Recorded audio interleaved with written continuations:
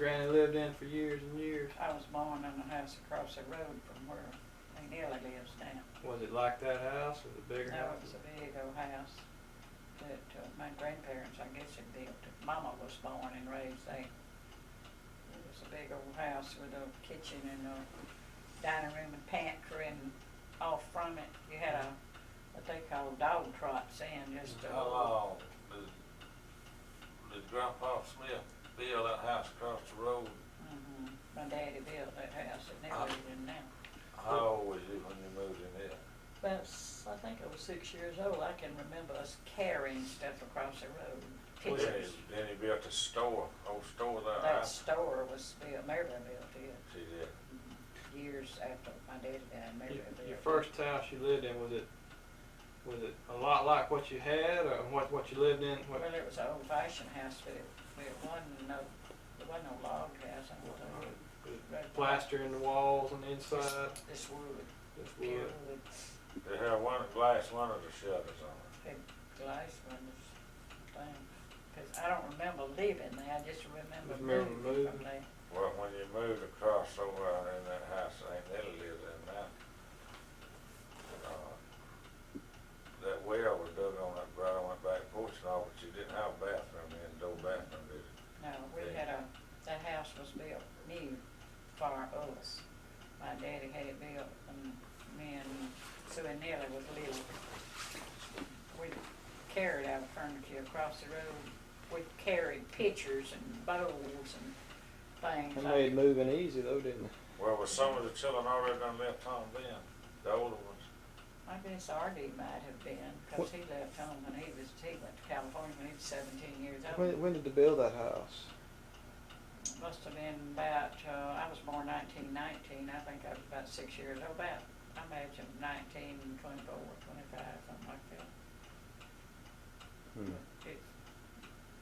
It hadn't been too many years that it was torn down. Well, part of it's just been torn down right recently, The old house? part of the old house. That new house, was it built with a tin roof? It's just like it was Yeah, years that's ago, right. except the room where Mama's bathroom is was a pantry. Did it have railings and banisters across the front porch and all?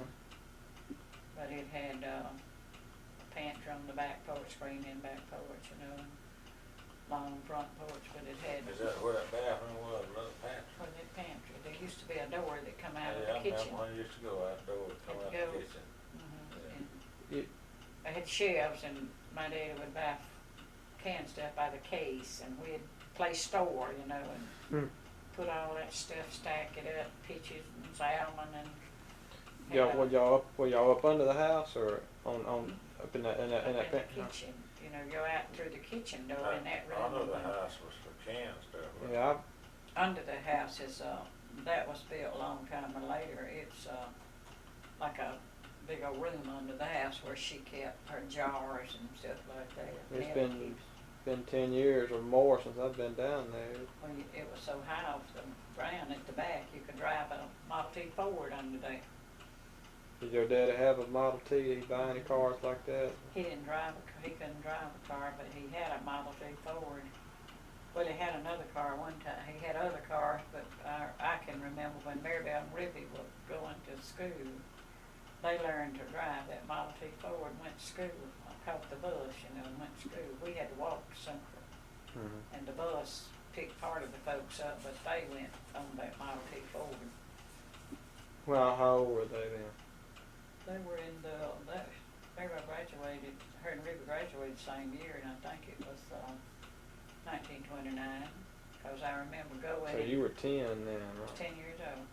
I remember walking up to Bill and Glenn's place. Billy knows up there back where that Bay Lewis, some of that bunch lives across the back of Grady Thompson's line. Yeah. That place joined ours. And me and Jewel had to go up there and get flowers for them to have for graduation.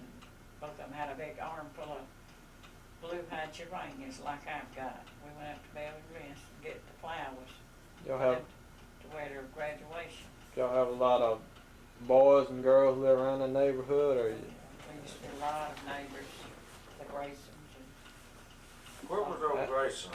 ain't that Danny's grandmother? Danny's grandparents. Well, his grandparents' parents' house was right there where Mamie's is now, but it was an old house, and then some of the others lived in other houses over there. I remember Danny's, well, I remember Mamie's grandma even, several generations, back. Who were your best friends back there in them years? Well, the Graysons and the Carringtons. We had a lot of people that walked to school. Everybody on that road. You didn't have buses that went to Central. We had to walk to Central. How far was that? I expect, 4 miles. 3 or 4 miles. Anyway. Is that 9 months out of the The year? road run about like it do now. Just about. And after Sally and Jewel and them got in high school, the bus come from down toward Also Mill and picked them up to go to high school, but us that went to Central still had to walk. Talking about high school, is that high school in Greenville or high school? See, we went to Central till you was in the finished the 9th grade, and then you went to town school for 3 years. But I didn't go but 1 year, because after I finished the 10th grade, we got married. You were 16? I was 16. I married this summer after I was finished 10th grade.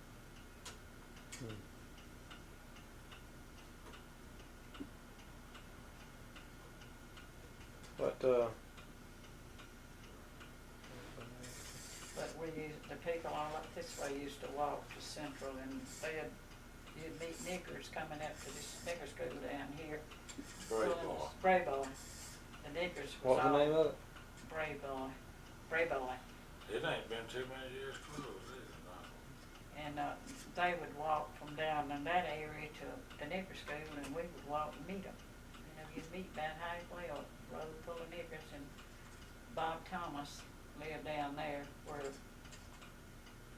Gene Collins lives, and Charlie Mallory lived right down here where Walter Duke's house is. It used to be where Mr. Will Faison lived. And everybody that far up walked, but Papa went to school at Nashville until, well, he went down there in the 2nd grade, till 2nd or 3rd grade, and then he went to town school. Could he have went to Central? I don't know. For some reason, I don't think he could have. He was out of, I know Bob Thomas and Charlie Mallory went, but Grady and the Bronsons and Ida Kate and all them didn't go. I don't know why. Did you know him at that time? When I did you didn't first? know him until, I guess I must have been 13, 14 years Well, old. the niggers used to go to school down at that church about 4 Mile Mill. They had school, wasn't it, wasn't it where they went when they used to walk by our house over on the McQueen place? No, They'd be going towards 4 Mile Mill. might have been a school down there where Mount Olive Church is. Somewhere down there they went to school. Well, that must have been, I knew Grady 3 years at least before we married, and Roy Matheny and him come to church together over there. What did you think about him when you first met him? Well, everybody thought, nobody recommended him because he lived up in this part of the country. He was visiting Roy Matheny. They was good friends. I knew Roy too, and he lived where that Kelso man lived then. Well, he lived with his stepmama, or his stepdad and his mama. Lady Blaylock, down the road, Billy. Was that his mama? But he come over there to church, ride his horse, and come to church, and then he got a car after so many years. Never had a car, well, he didn't have a car, his daddy had a car, and finally didn't use it. What was did y'all go places, did y'all go visit other family at Christmas? What did y'all do at Christmas time? We had Christmas at home. Mama always fixed skedads of food, like Billy remembers how Mama used to have. More than what we have out here? Some of everything. Even after Roy come along, Mama always managed, if she knew we was coming, to have pecan pie. Because Roy liked pecan pie. But these youngers knew they could go in her safe in the dining room and get something good to eat anytime they went over there, couldn't you, Bill? What she cooked? What was her best? She always cooked good food. Anything Chicken you and wanted to eat? dressing, dumplings, pecan Anything she pies, cooks is good. anything. Best biscuits she ever eaten. She always had plenty of food. Was she a neat housekeeper or? She was a good housekeeper. She cooked all day long every day. She had company all the time. It was aunts and uncles and cousins. And my daddy was the oldest of all of his brothers, and he always worked and we didn't ever suffer for anything. You know, we didn't buy things like folks does now, but we always had plenty of good food, and if we wanted to go buy something to wear, we just went to Planters and bought it and charged it. When That wasn't too common for country people, was it? when we were going to get married, Mama sent me to the Rosie Ollie shop. Billy might remember it. High class. That was like Murphy's, you know. And when we needed a pair of stockings, you always just went to Planters automatically, and seemed like the name of them was Mojo or something. It was brand name stockings. You were allowed to go and charge them to your daddy. Of course, you knew not to charge too many things. Yeah. How old were you when he died? He died when Francis was 3 months old. Oh, so you were. I must have been married and had an adult. He died in 1936. What killed him? He had prostate trouble, and I think maybe pneumonia. We always felt like he had cancer. They didn't. Cancer wasn't nobody much had Well, cancer. did he work for the county, or was he a contract, independent He contract? he worked for the county. He was like a county engineer he is now. He was superintendent of a crew of men, The road bill. road crew, and they built roads with mules and slip scrapes. You know what a slip scrape is? One of them things with two handles on it. I've worked one of And them wagons. a little bit. He wouldn't be too far from home, really. No, It's too far to come on. When me and either way. Grady married, the year we married, he worked over at by Rock Keeler's. Grady had asked him for me and him to marry a time or two, and he'd say, no, wait. He always called me Pete. All of my uncles and aunts called me Pete. And he told him he didn't have anything against him, but he'd rather I'd wait till I finished school, because all of the rest of the children had finished school except me, up to then. And when Grady and me went one afternoon, I forgot what day in the week it was, we went up by Mr. Rock Keeler's. Grady could tell you the exact spot, and he told him that we was going to get married Saturday night. Grady had decided we was going to get married. We had to run away and get married.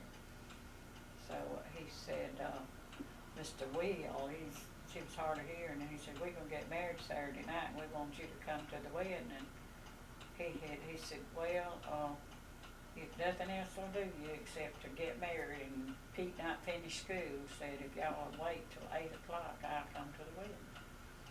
So he met Grady at the courthouse that Saturday. Grady couldn't even get his license without his mom and dad signing, and He was I couldn't what, he was 18? He was 19 then, I think. You had to be 21. Anyway, I know they had to go. And my daddy come to town that morning and went to the courthouse with him to, sign the papers. And then that afternoon, we went to First Baptist Church in Mary. And Mama cooked a big supper that night. She had chicken and dressing and like Christmas supper. And everybody ate supper at our house that night. Instead of having a reception like you do now, you had food, it's all kind of good food. And then the next day we'd come to his parents and ate dinner. Where'd y'all set up household? We're there with his mom and daddy for 6 months. We moved in with them 29th of June, and in January we rented our first house. We had 6 months with him. How'd you like living with his parents? It was all right, but It ain't your own household. one house is not big enough for 2 families. He was just a Bifford 16-year-old was- girl at the time too. Well, Bifford was living, he was at home, so he wasn't even grown. And Yeah, he he- was the problem. He torment y'all or just call? Grady had to work all the time, and he didn't, so he'd lay up in the bed and sleep every morning and get up and crochet or do little things like Sissy Bridges does. And I resented Grady having to work, and he didn't have to work. Well- His mom and daddy they were all right. His mama was sort of bossy, but his daddy was always good to me. Y'all set up house. Where'd y'all set up first household? Up there on the Hornorville Road where Wayne Henderson them used to live. You might House is remember. gone now, it's the first house on the left. You know where Judy Armstrong used to live? Yeah. When Mike was going with it was across the road from where she lived. Yeah, I know the house. I know. There used to be a well right at the front doorsteps. We lived there Well, you lived there a long a time. long time. Cause I was about 13 when we moved from We 12 to moved 13. there. What was that place called? Queen place. Queen place. We moved, I believe Steve was born at, over yonder at the other, Benny What Bates. year was Steve born? 57, Yeah. 57, I think. Well, you moved off at McQueen place in about 53 or 4. Why'd y'all move from there? We just, he thought, well, no, Miss McQueen wouldn't, you paid rent and then you couldn't get her to do anything to the house. Everything that you've done, you had to do it yourself. She wouldn't even buy nails, to do any carpenter work. And we moved up to the other place and What was that house like? What did it look like? up at the McQueen place. Yeah, I remember seeing it from the outside, but it was I mean, up at the, by The Benny McQueen place. Mosley and them. the McQueen place, the one right Well, down here. Just a little, it didn't have It had 4 rooms. It had, a hall. it had 3 bedrooms and a kitchen and a hall down the middle, between it. But it was just a nigger house, niggers had lived in it before we did. That other house was a little bit bigger, not much, so. That other house had I don't know, it had 3 bedrooms, It had cause you didn't 3 have living rooms then. 3 bedroom and a dining room and a little kitchen with Kitchen a and a pantry room pantry. all through it. You entertained in the same room you slept in, didn't you? Well, there was room up there, except one had 2 beds in it, right there. I think so. Y'all slept 2 or 3 to a Well, bed. when we went home, we had to sleep, had 2 double beds in every room, and 2 to the bed. 2 people slept in each bed. How nowadays they talk about you got a house full of girls, you need more than one bathroom. How'd that work out with We y'all? didn't have a bathroom. We had That's what I one mean. outdoor We had a toilet, Johnny house. had 2 seats in it, Where'd y'all print and get ready to go play? Y'all have your wherever you could. van Go in the bedroom or somewhere. When we lived at Baston place, we had Grady had a shower, built a little shower outside the end of the back porch. You had to go down the doorsteps and around the porch, freezing weather, but the boys and Grady would go out there and take a shower. Cold water. But we'd have to bathe in the kitchen, back in that little pantry room somewhere. We did have a hot water heater when we was there, didn't we? Yeah, but it didn't how it worked, it was hooked up to the wood stove. But it was better than, Yeah, it Freezing. won't, it just get it to chill out. well, that's better than That's where we live, and you got a first electric stove too, combination electric stove, yeah, wood stove. we had a stove that was. You could build a heated fire, by wood or you could use electric. Or was that when we come down here, No, it was over there? it's about John Smith. Yeah, when he Mistake. worked at Journey. was it brand new when you bought it? No, I I don't know. don't think so. We sold it, after we moved down here, we sold it. Well, that's what you Stove was cooking to- on till we moved down here. And when we first moved down here, you had a gas stove. Yeah, but I never did use no gas Took stove. it I out. used that stove after we moved down here. Then moving on down here, Mhm. Grandpa had one like it too, but I had, I used the wood stove that you could have with gas or wood, and you know, they had a little 2-burner or 3-burner gas stove over there by the window. Yeah, we put it in, Dad was talking about not long before he died, you know, I'd like to blow it up when we hooked it up down here. Well, they all come down here at dinner, you know, one day and worked Worked on it on it, and yeah. come home and I saw a big smoke and thought it was something that blowed up. But it had, the oven wasn't light. Well, that was when me and Daddy put it in for Grandpa, was when it blowed up. And we were trying to light the oven, kept fooling with it, and gas it got out into the oven, and when finally did get that little pilot light thing lit, and shut the door, that door jumped that high.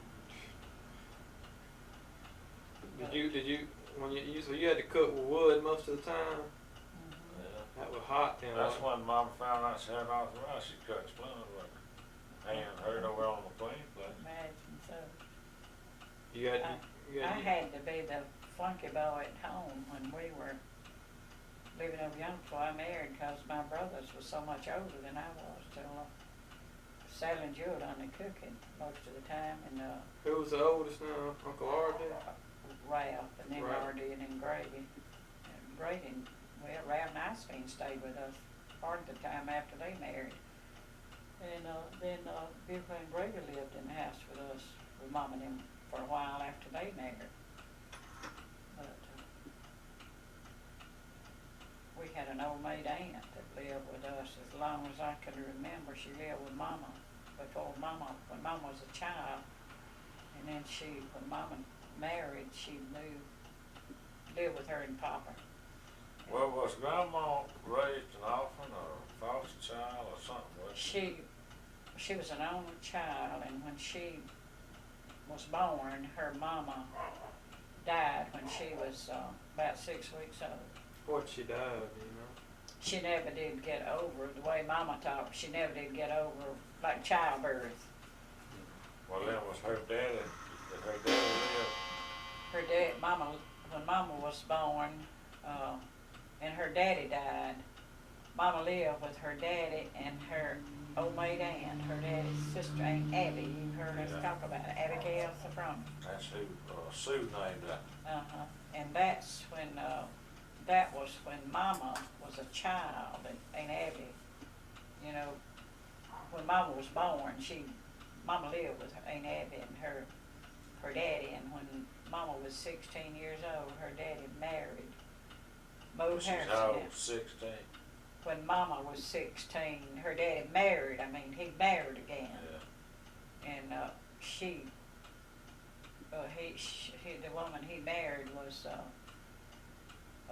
Charlie Fry's mama, you know, Charlie and Yeah, Benny and Henry. yeah. Her name was Janie. Janie. That's Crum. how come you called Miss House a cutting house.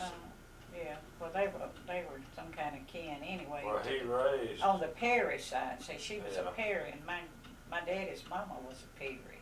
but Grandma was a Newton, wasn't she? Mama's a Newton. She was the only child. When did her father die? No, I think he died when Ruby was little. Well, he was 16, he was not married for about 16 years. A long time. Then he married Grandma Janie, and he lived with Grandma Janie down there, you know, well, you don't know because it burned, but down there where Percy lived, Yeah. on down that road where that White House where Barry Moore used to live, Barry Owens, Yeah. Bill and Owens' boy. There used to be a big white 2-story house, And that's where they lived. and my granddaddy and Grandma Janie lived in that big Well, 2-story now, house. did Grandma own all that land down there at one time? Well, what she didn't own, my daddy bought a lot of it. How much land did they own? I don't know, several hundred They acres. had sections of land down there at one time. He told us, I can remember him telling us how he got that place where where Nellie lives now. That, one of them 40 acres, he swapped a milk cow for. A milk cow. A milk cow for 40 acres of land. See, land wasn't nothing. See, all that down where Bob lives and blows about. That house of It was Bob's mama's, and where all Bob that was lives, and where, bad news. we had a lot of land.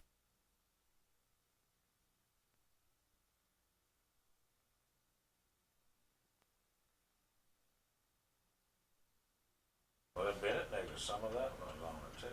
Yeah, they had, What do you have to sell, how did the land get passed out of the family? well, old Josie Daniels, I think, bought the first, and, I don't know how many acres, I don't forgot how many acres he bought, but, he bought over there by Scott and them where old dude lives and where that other old house is. And then when Mansley worked for Mama, well, Scott and them bought theirs. I think Mama must have sold them 80 acres.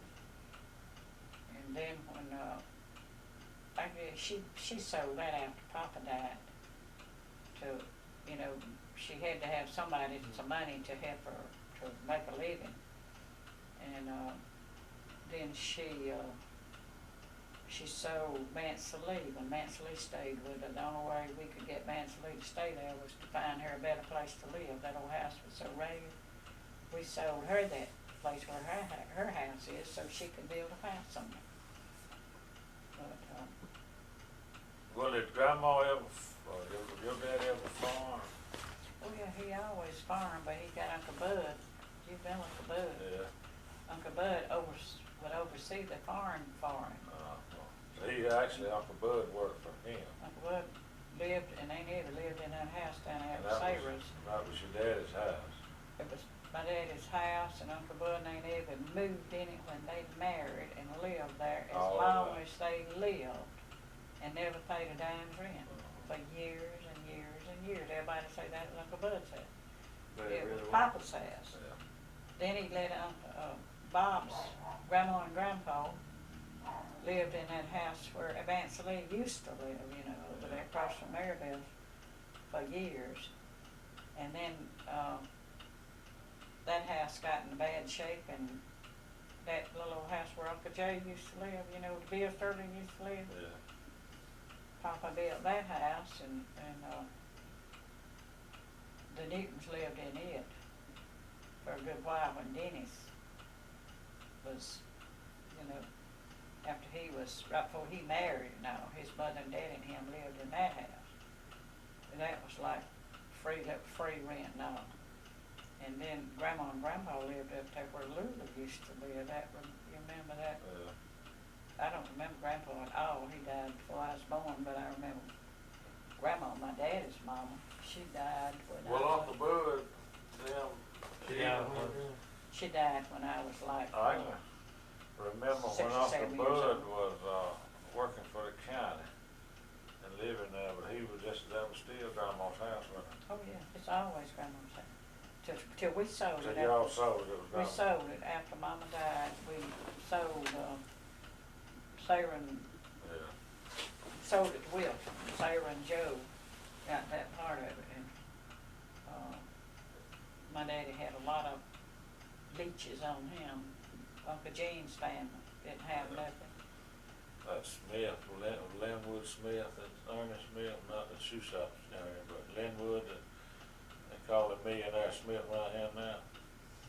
He was probably starved to death out there for Grandma. Don't tell anybody if he kind of near starving to death over there where he lived, and they had a path through the field from where they lived on Also Mill Road back through our land.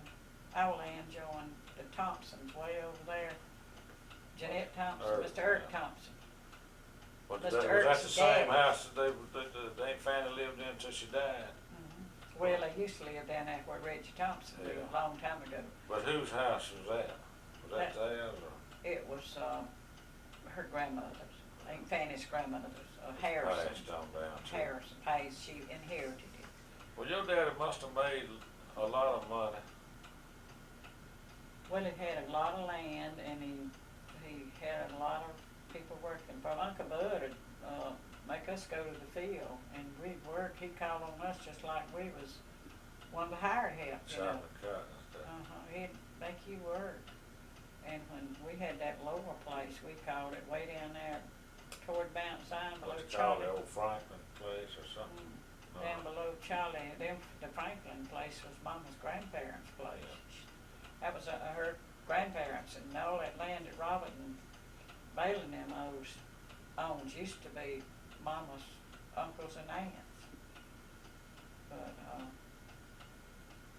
we would go down to that lower place down there, and Uncle Jay would take us and we'd work down there like Well, shopping Uncle cotton. Jay worked too, for him. Uncle Jay worked for him too. Yeah, see, Uncle Jay lived with us after He- Grandma died until him and Little Bell Well, married. Grandpa supported most of his whole family then.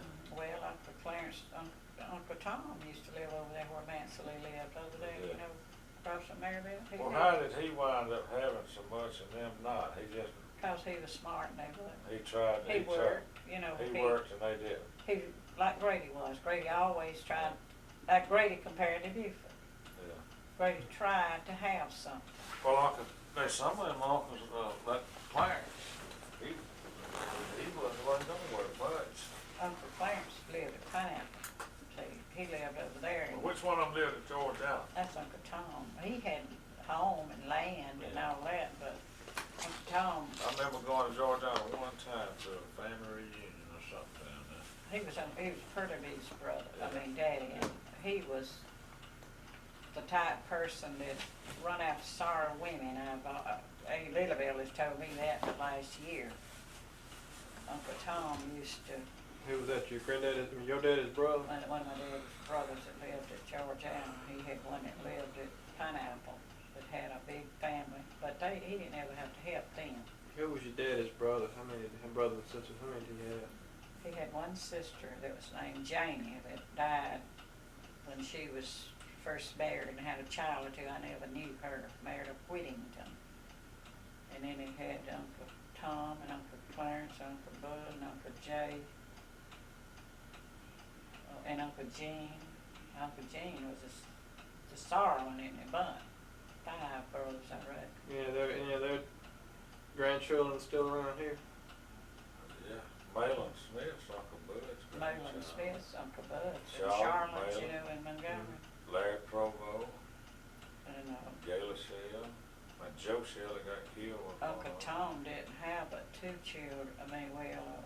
He had 2 girls and 2 boys, and really knows Perleby and Louise. They're still living. I don't really know them. I used You to. know Perleby and Cloud.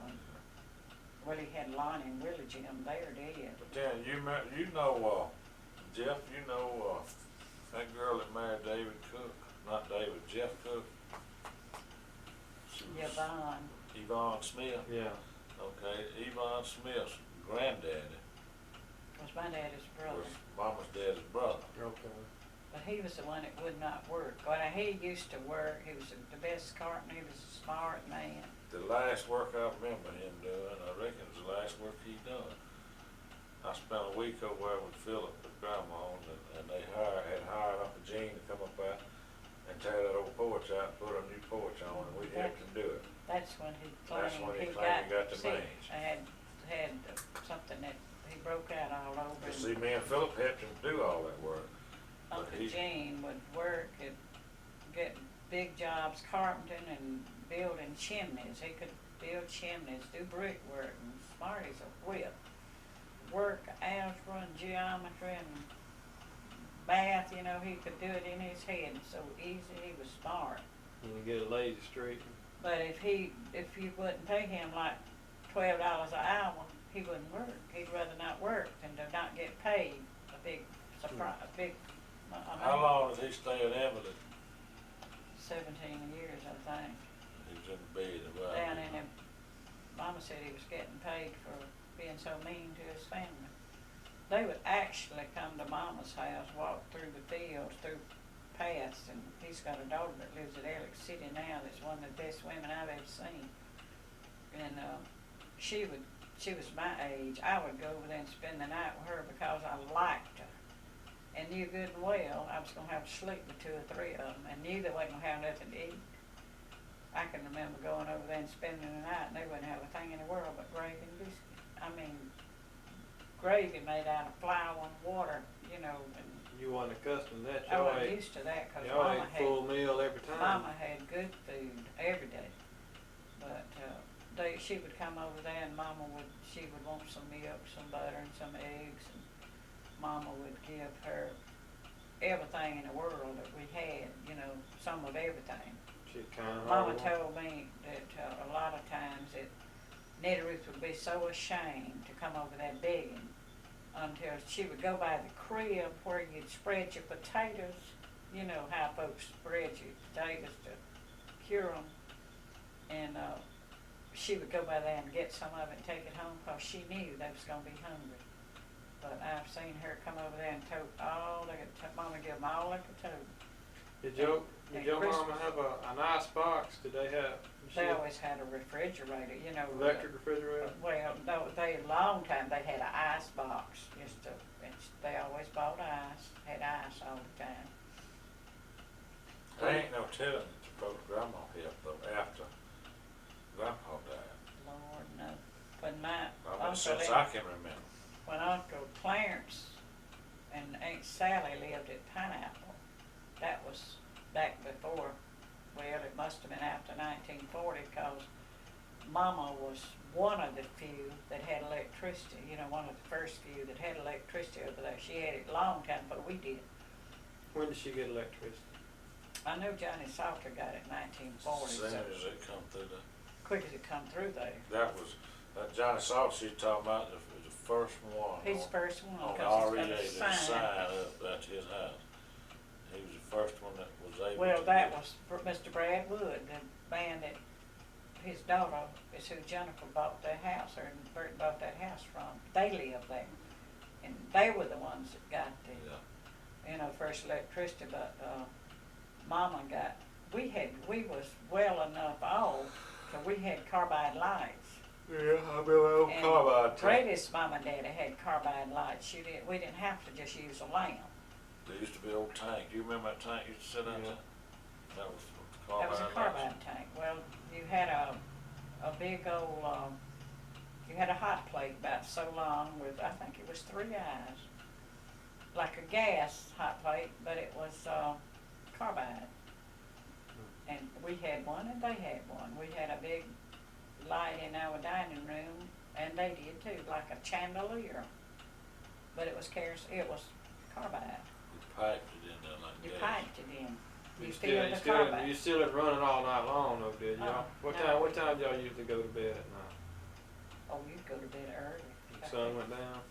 Well, Got no. up early too. We had a radio, you know, years, Was it a not to begin with. Charlie Pryor used to come up there, you know, and play his guitar and all, and had a battery radio or something. how old were you when y'all bought a radio? I don't know. Young girl? We had a Grafanola, you know, That thing, well, I don't know what same one or not, but I remember one being there. big old Grafanola. It had the wire.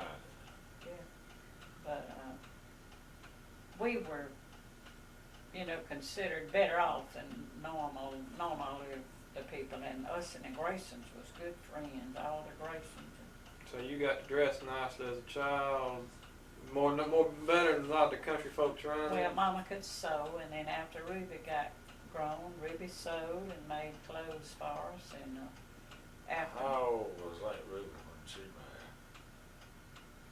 It wasn't long, it must have been a year or so after, I reckon, the next year after she graduated.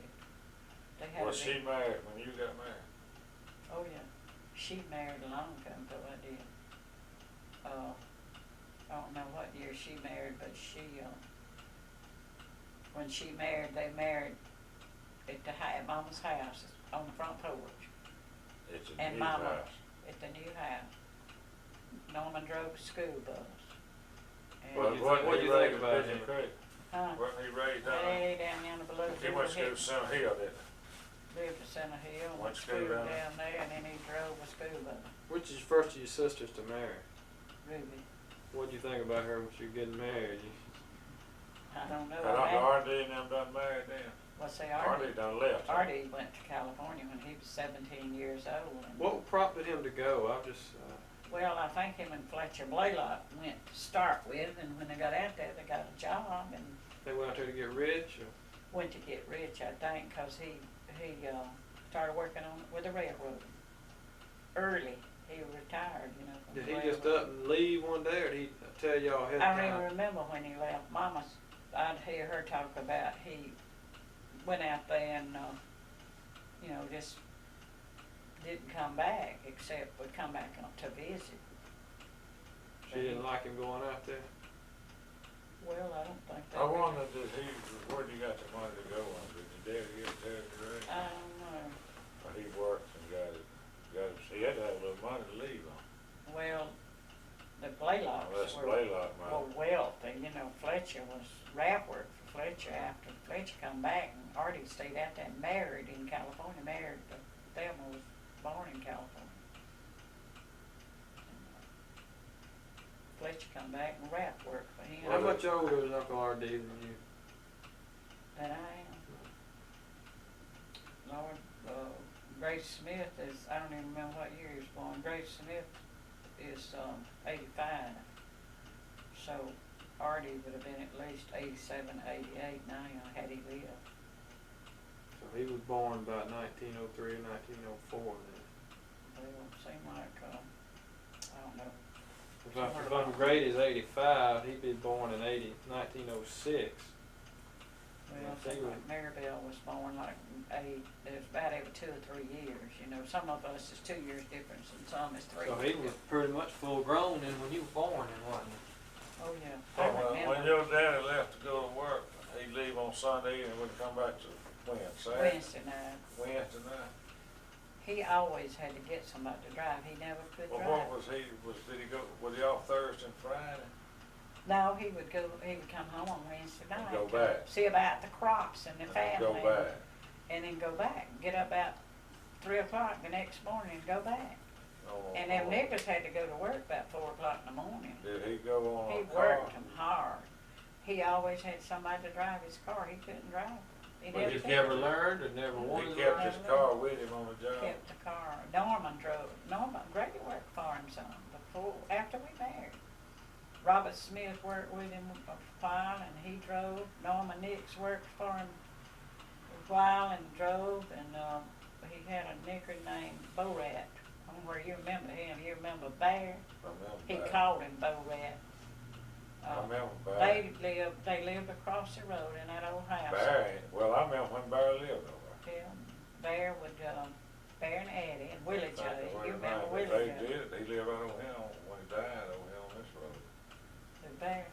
Yeah, well, down here, No, About his 3 days. people lives over yonder. Freedale Mower old place. No, Bear lived down yonder. I mean, their people lived down yonder by, Billy West. You turn one of them dirt. Yeah, Mathis, he was a Mathis. But, well, did he bring it old home? Sport Frost, you remember him? Yeah, He drove for Papa for a long time and cooked. He had wherever they was working at, they was set up camp, had like a 2-room shack. One of it was a kitchen, one of it was where Papa slept.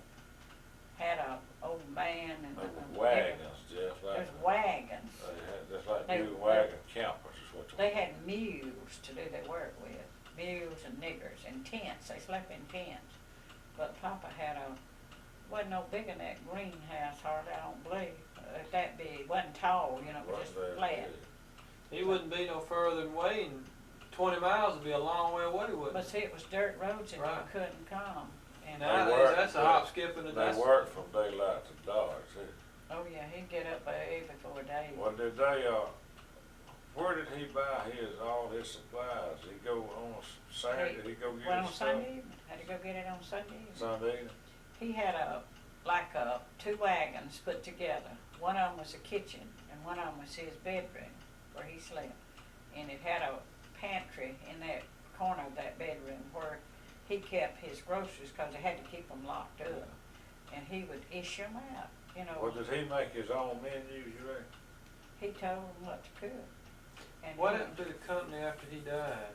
It was a county. It was a county. Oh, he worked for Worked for County. county. I didn't know he had his own company. Well, how did he haul the niggas back and forth?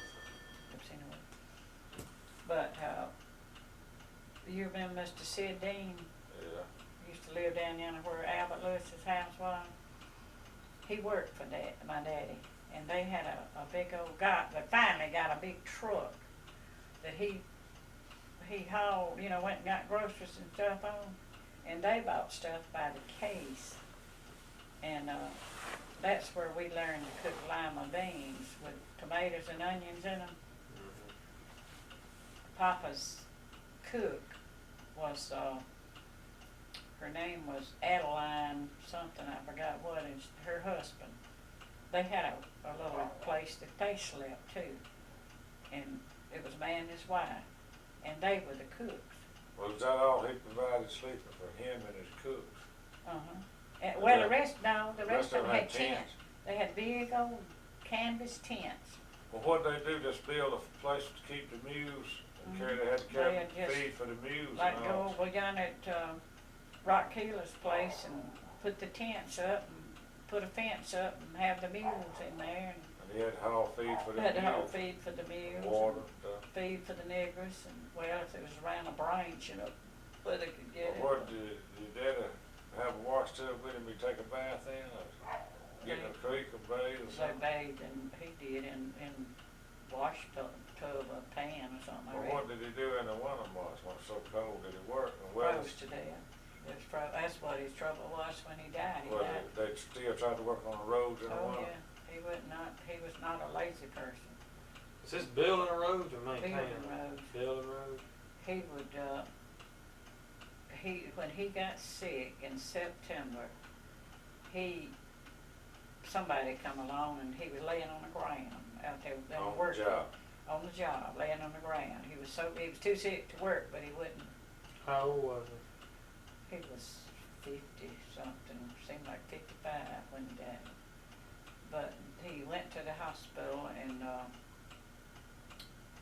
he had prostate trouble, and we always thought that he had cancer, after he died.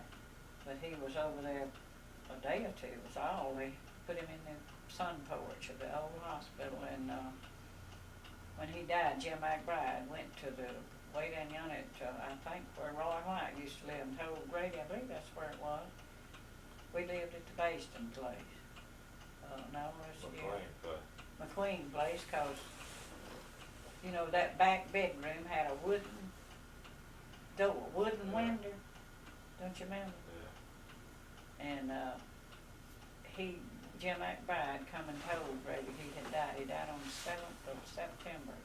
But it was wet and rainy, and him laying on the ground, sick. He was sick. Just hurting so bad he couldn't work, but he could not stay off from the job. But he was smart and had to work to take care of. Did he that finish family. high school?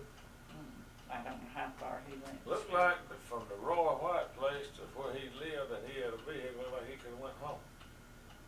Well, see, wasn't working. The Roy White place was where Grady was cutting hay, or baling hay, or oats or something. I think he was, I don't know what he was doing, but he was down there doing something when Jim McBride went and told him. He was working up, I think, about the Keeler place. Do you know any of these roads around here he built? Which ones of these he built? You don't know which ones they were? Grady could tell you. He could have told you, because he worked with him a lot. All up there around Keeler's, I imagine he I did. bet that was a slow go building this road. It was hard work too.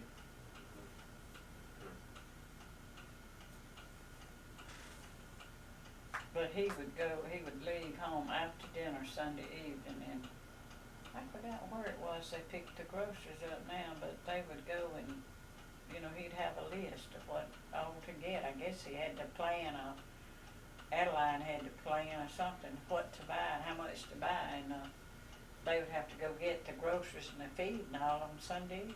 Did he start off like as a laborer, or did he start off as a foreman out there? He always, as far as I remember, he was the boss to start with. But he would come home, and on Sunday morning he would get up at daylight and walk all over the fields and find out what needed to be done the next week, so he could tell whoever was in charge, you go plow that field, you go plant that corn, and he kept somebody busy all the time. But after he died, Mama had bills to pay, and she had Nellie and Sue was still at home, and Maribel got married. let's see, I don't know, Maryville might have been, Maryville married after I did. But Sue and Ella was like 13, 14 years old. And, that's when Mama sold some more of her land, some land to, you know, pay off everything. How much land did she own when she died? I have forgot, Not a lot. she had a good bit. We sold the land that Mama had, and it was divided. I forgot how many $1,000, but it wasn't a whole lot for each one of us, because we didn't give it $300 an acre. But we got, each one of us, 10 children, got, I think I got $3,000 or $4,000 was all to my part, but it was, you know, a lot of land that didn't get nothing. That's about 10 acres there a piece. Like Glenwood Smith paid Aunt Fanny's children $1,000 an acre when he bought Aunt Fanny's. We got $300 an acre for Mama. That's right at 100 acres and over 100 acres. Well, some of it had already been sold, that lower place, but when we worked down there, Uncle Jay would go home at dinner on the car, and Mama would cook fried chicken and blackberry pie and peas and hot biscuit and all that stuff, and send it to the field where if we was working down there.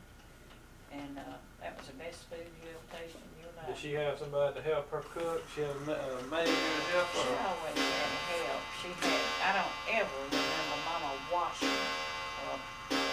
clothes. No. She always had a washwoman. She done, it took her a full-time job cooking for kinfolks. She cooked a million food. Did she, y'all have a garden around there? She cooked that, or did she tend any of the garden at all, or she have somebody do that? We'd do it, you know, and Uncle Jay lived there. She had a flower garden when I remember, probably was 8, about 8. She had a garden between our house and Aunt Eddie's house, and the rows went straight by the road, and it went all the way from one house to the other near about it.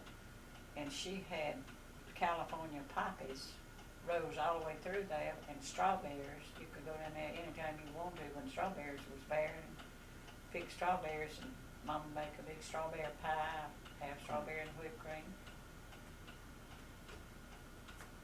When I married Grady, I thought they was the poorest folks I ever saw in my life, because I wasn't used to sitting down and you had fried egg and hoe cake. Billy knows when Grandpa and them, they might cook a hoe cake at supper and fry some eggs. He'd eat a fried egg, I reckon, every night of his life. Well, when Grady was coming to see me, he'd say Rosie helped his mama. And she would fix him a hot hoe cake and fry some eggs. Well, when I married him, and you know, you sit down to one or two things at the table, I thought that was terrible, because I had always been used to having anything in this world, I mean in reason.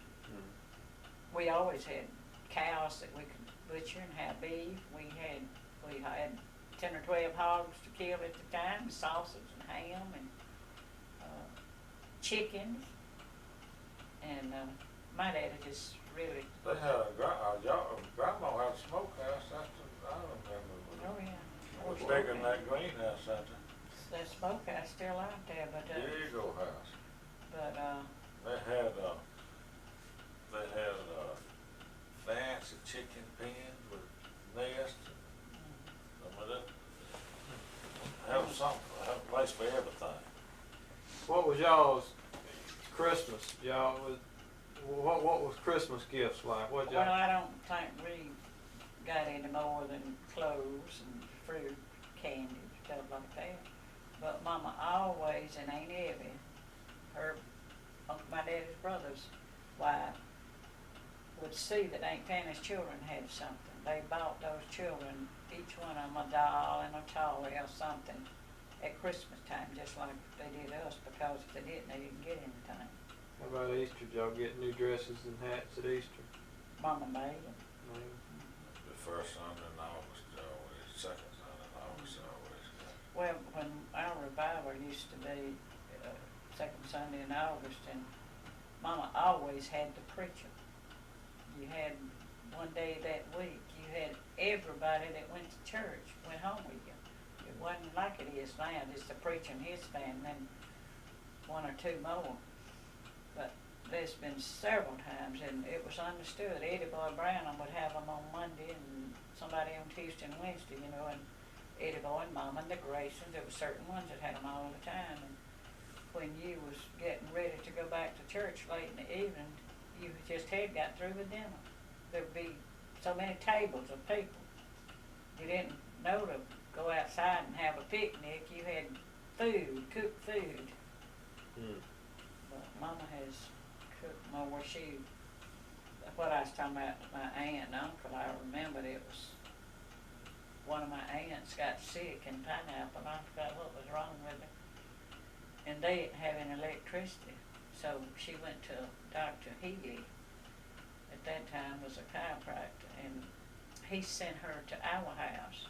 Uncle Clarence brought her to Mama's house because we had electricity. The treatment she had to have, you had to have electricity. I don't know what it was, but he was a chiropractor, but it was something bad wrong with it, and she died at our house.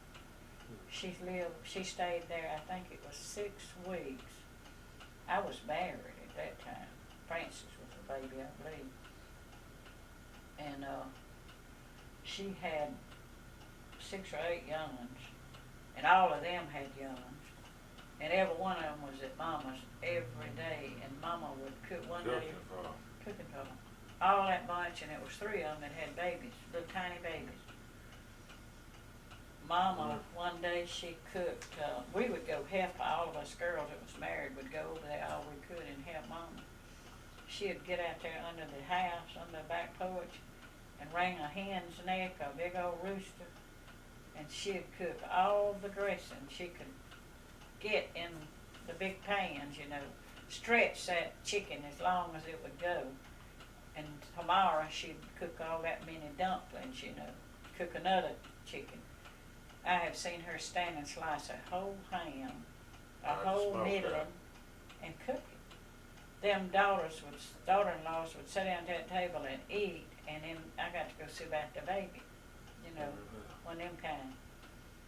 And Mama cooked 100 apple tarts one day, and we told her she had to go to bed.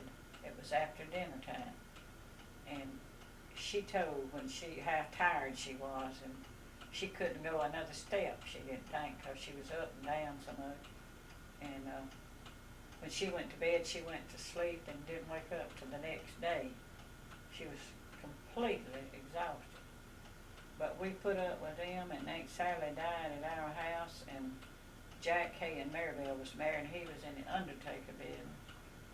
And he embalmed her across the hall in that room back there in the back of the hall. And them girls kept wanting to go in there where the mama was and see what they was doing. And Maribel and Jack pulled one of the bed that back there up to the door where they couldn't come in. And Maribel told them how they packed funny paper in the mouth. They couldn't, wasn't nothing else to get. And her teeth was in a cup in Mama's kitchen. But they didn't know they was in there? Well, they couldn't get out because them folks was wanting to get in there so Packing bad. of food. So she told us how they packed funny paper in her mouth to keep her mouth from sinking in, so after she died. Maribel helped with the embalming. She had always helped Jack. She at the funeral home when after her and him married, I'd go around there a lot of times, and it was on where the Walnut Street Church is. It's where they lived then. The funeral home was downstairs and they lived upstairs. And she'd be down there and have them on the morgue table, one of them women fixing the hair and fixing the face. She wasn't no more afraid. I ain't the afraid part. I wouldn't be afraid, I just wouldn't want her to do it. As far as, you know, I always told Brady I was not going to bring him home. He used to say he wanted to come home, and I said, well, you are not coming home if you die first. And I didn't want to come home. I said it was not the idea that I was afraid of a dead person, but when this old maid Ann of mine died, me and Nellie and Sue was little, and we had to, well, Sue was a baby when Aunt Abby died. We had to sleep in that bedroom, and her casket was across the fireplace where they laid her out, and they had something in, instead of embalming them like they do now, they put what they call Dobbins fluid and lids under the casket. It smelled awful. And every night when after they buried Aunt Abby, when us little young'uns would go to bed, the lights was out. You could see that casket over. You could just be so scared you wouldn't know what to do of that casket sitting there. And I wasn't afraid, of Grady. It wasn't that I was afraid of him. But his mother and daddy was laid out up there in the living room. Well, you remember them being there. And every time you go up there, you'd seem like you could just see them laying there. And I said, "You're not coming home, because I would have to live here and think about that, You said you hadn't. always take them home. You tell them, you set up with them all night long. When Mary Bell Jack's little child died, they took it to Mama's. Oh, My daddy no. was took home, and he died on Monday. And R.D. had to come home on a train. He didn't come on planes then. That was in 1936. He worked on the railroad, but he could come on a train, but it took a long time. He didn't think about an airplane. I reckon there wasn't enough planes, you just didn't do it. They take forever. He come home, Papa died on Monday, and Artie couldn't get that on Friday. He was buried on Friday. And he was in our front bedroom up there the whole time in a casket. And it makes it horrible, somebody sits up every night. You said you had a gramophone. Who'd you like to listen to? What kind of music you like to listen to? What groups or bands? I don't even remember. Bluegrass, big bands. I don't even remember what we listened to, but we had a graffinola, they called it. We played one of them. It used to be over there. I don't know where it is now. Had them old 78s. It's about quarter-inch thick. A steel That needle. one, I think the one that was Maribel's and Jack's a long time ago at Miss Hayes is still up there in that living room. If Nellie can give some of them I children. think that's the one we played with. But there used to be one in Mama's back hall that we had when my daddy was living that was made out of some kind of dark wood, and I imagine it would be valuable. Where did Granny get that old cloth table she had? That thing used to just scare me to death when I'd go out there as a little boy. Granny Fairly? Clawfoot. No clawfoot table. Oh, I don't know. She's had it for years. You used to have to go by it, go to the restroom, Yeah. and it used to just absolutely just horrify me. Feet up. Yeah, I thought there was something on there if it could get me out. I wouldn't be 6, 7 years old. I got you a plate, Gran. Well, Well, what about bless you. Go put.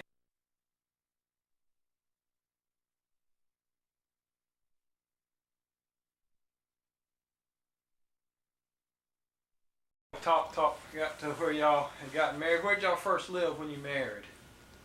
Up there, Benny Baston's place, Right on up here? on the Hornover Road. Queen place? McQueen place, yeah, McQueen McQueen place. place. What kind of house was it? How big was it? 4 or 5 rooms? Yes, Six we had room? a kitchen and 2 bedrooms and a dining room and a hall down the Big middle. hall down the middle? Mhm.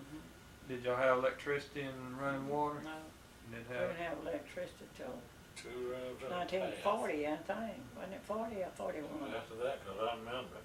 Well, Mama had it in 40, I think. It was a I long. remember when me and Daddy been off somewhere and come back, and the lights was on. I know Mama would come up there and stay a day or 2 with me, Oh, because my daddy died in 1936, What year was this now?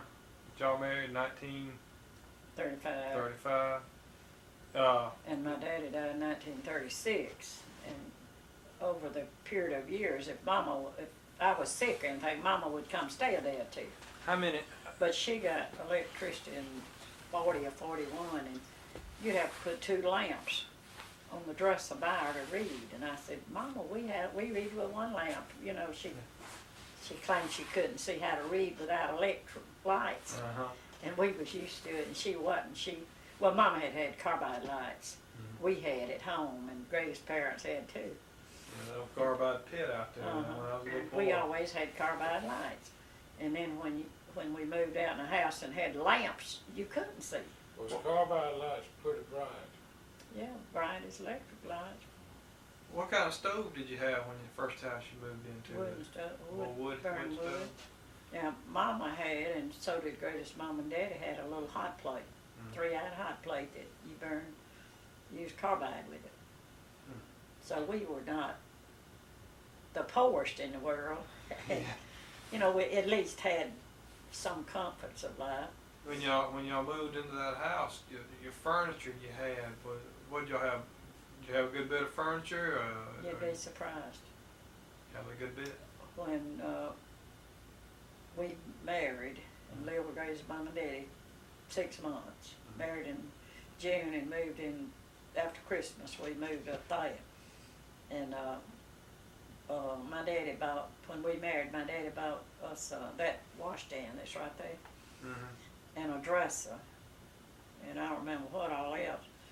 But of course we had beds and things. Mama gave him a lot of quilts and Still I think got those Grady's daddy quilts? gave him a mule and a cow, you know, and we moved up there. And Grady had Billy remembers, I imagine, we had what used to be not apple boxes, orange crates that had a partition in them. Mm-hmm. You know, it was about so long, and had a little divided place in the middle, and he stood them up on the end and made like a dressing table. Mm-hmm. And that mirror was a wedding present that I got when we had a shower before we married. And we put that mirror up over it, and I made a little flowery skirt to put around it, and he got a nail keg from the hardware somewhere. Has that mirror been resilvered? Or is that the original? I don't think That's the so. original? It might have, I don't think so, but I didn't know. I think it cost 98 cents when come from Elmore's 10-cent store, the manager of Elmore's, and his wife was kin to me. That's what they gave us. And that's what Joey wants when I die. She wants that mirror. But Grady bought he got a little old nail keg, and I made a ruffle skirt, had a little cooler cushion on it. That was in the extra bedroom. That was you. Of That course, was we where you put We your had just one child.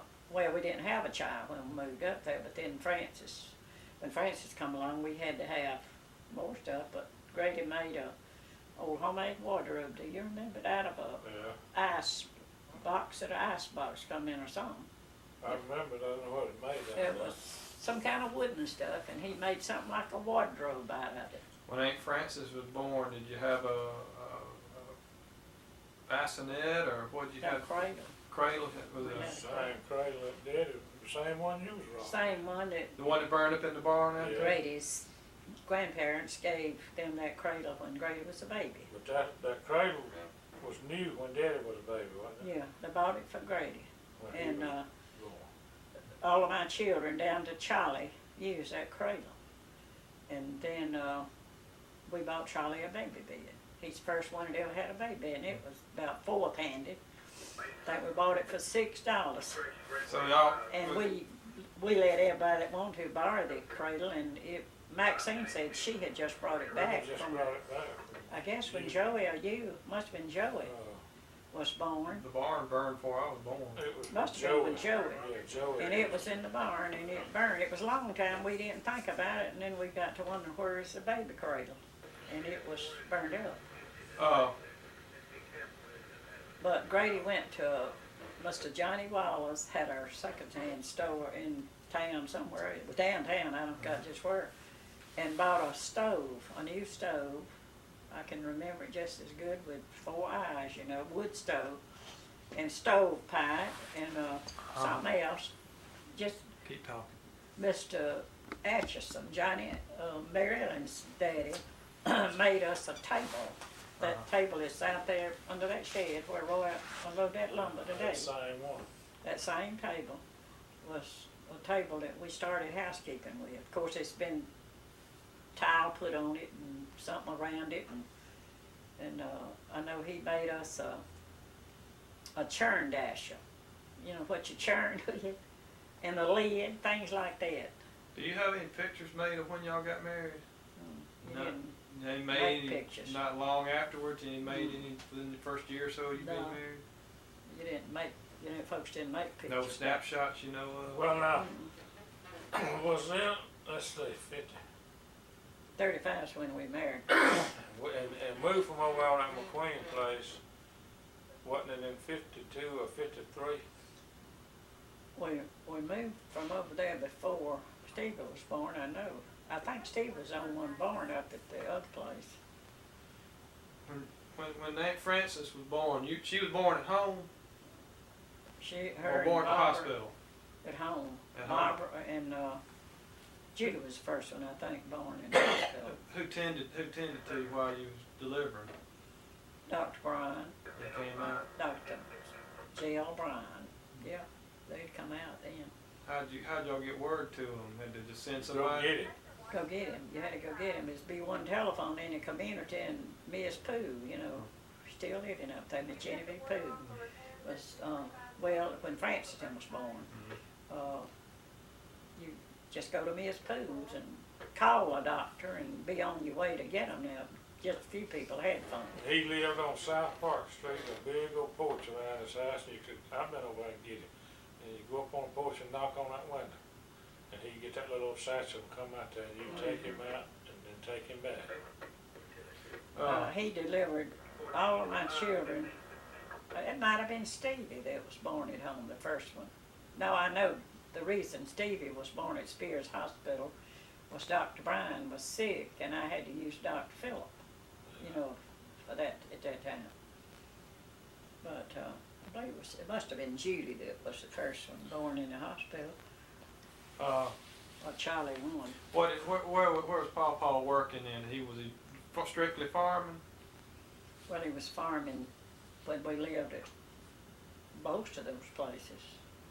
He wasn't working nowhere else? See, his mama died in 1941 when your dad was little, and we moved back down here, and I know he worked at on the theater when they built it.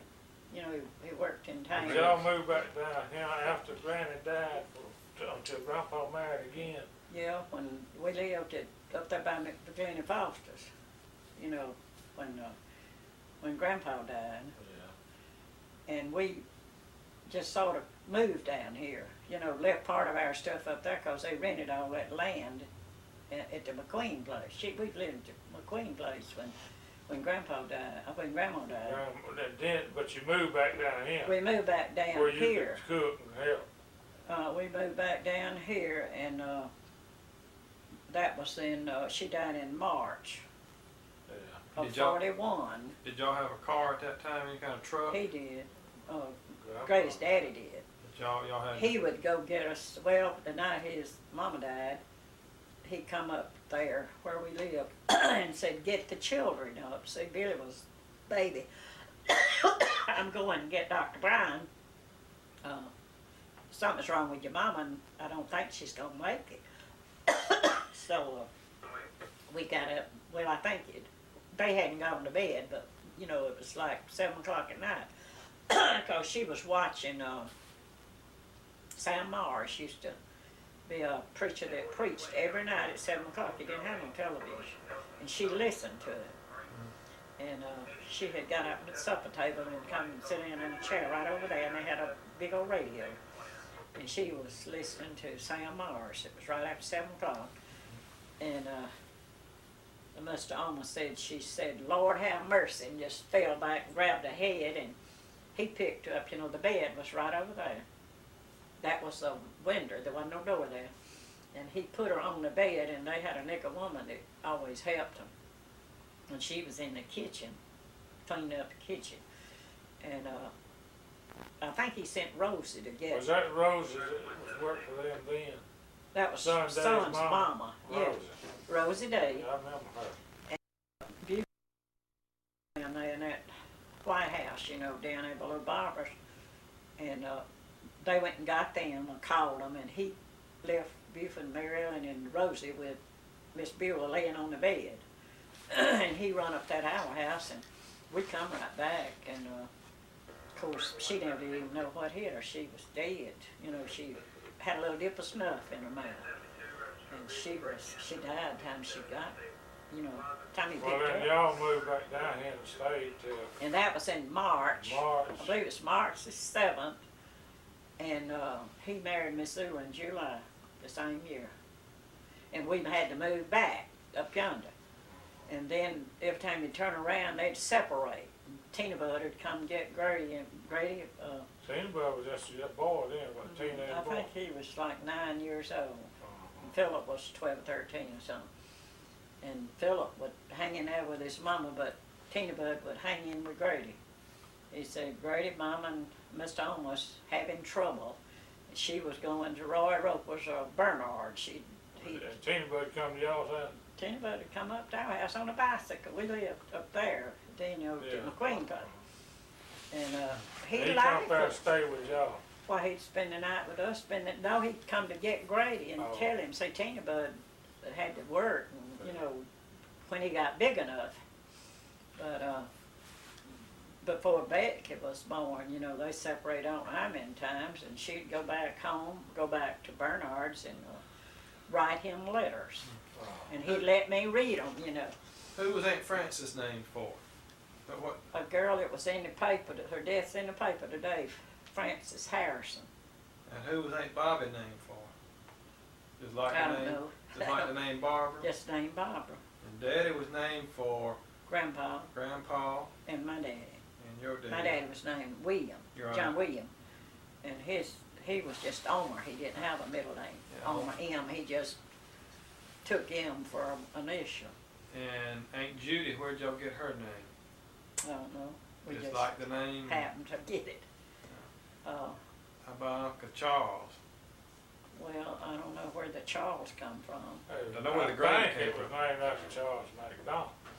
Where I believe it. And the Grady named after Pawpaw. Yeah. And Aunt Janelle, where'd her name come from? Well, the night Janelle was born, the night before she was born, we was living up yonder at the Basin place, I guess. McQueen, I don't know where we was living. But What year was we that? sat left at the Basin place, I think, and What we year was, was Janelle's mama? let's see, 50, 47. She Yeah. been- She's 11 years McQueen younger than place. Frances.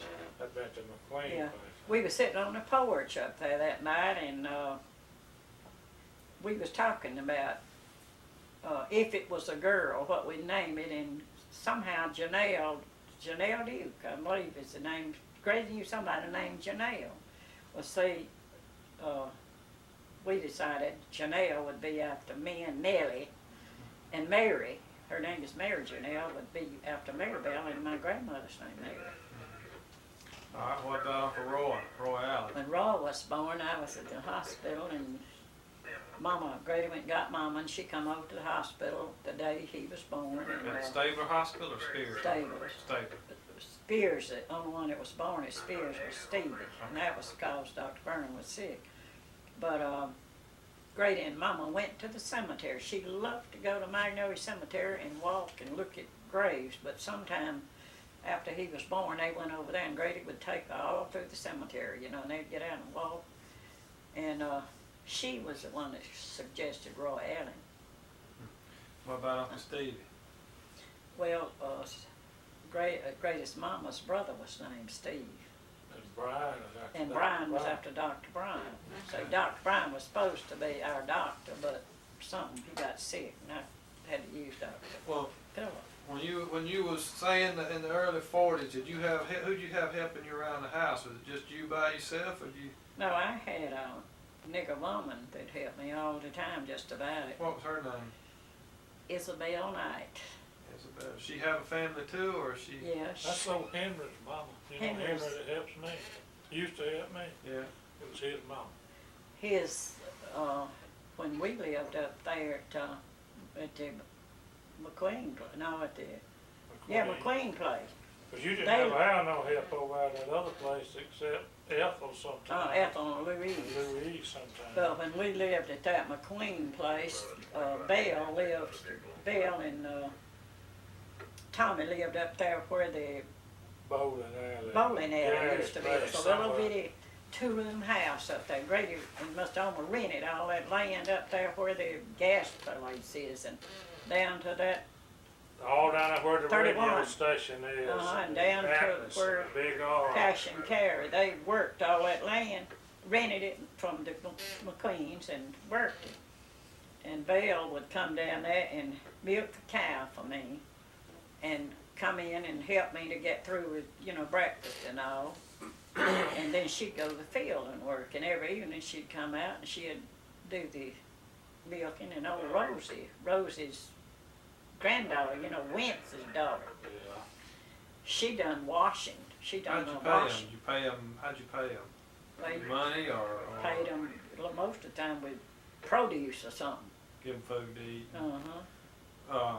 But then when we lived up at the McQueen place, Ethel and Up at the Basin place.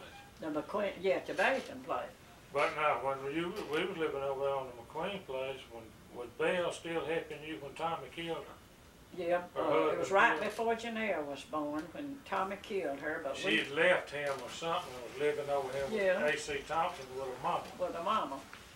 And it was, seemed like it was like in April before Janelle was born in June, and I didn't know what in the world I was gonna do without Belle, 'cause he killed her. Did y'all have a radio back then, Granny? Yeah, we had radios. What'd you listen to? What were your shows you like to listen to? Oh, I don't know. You don't remember?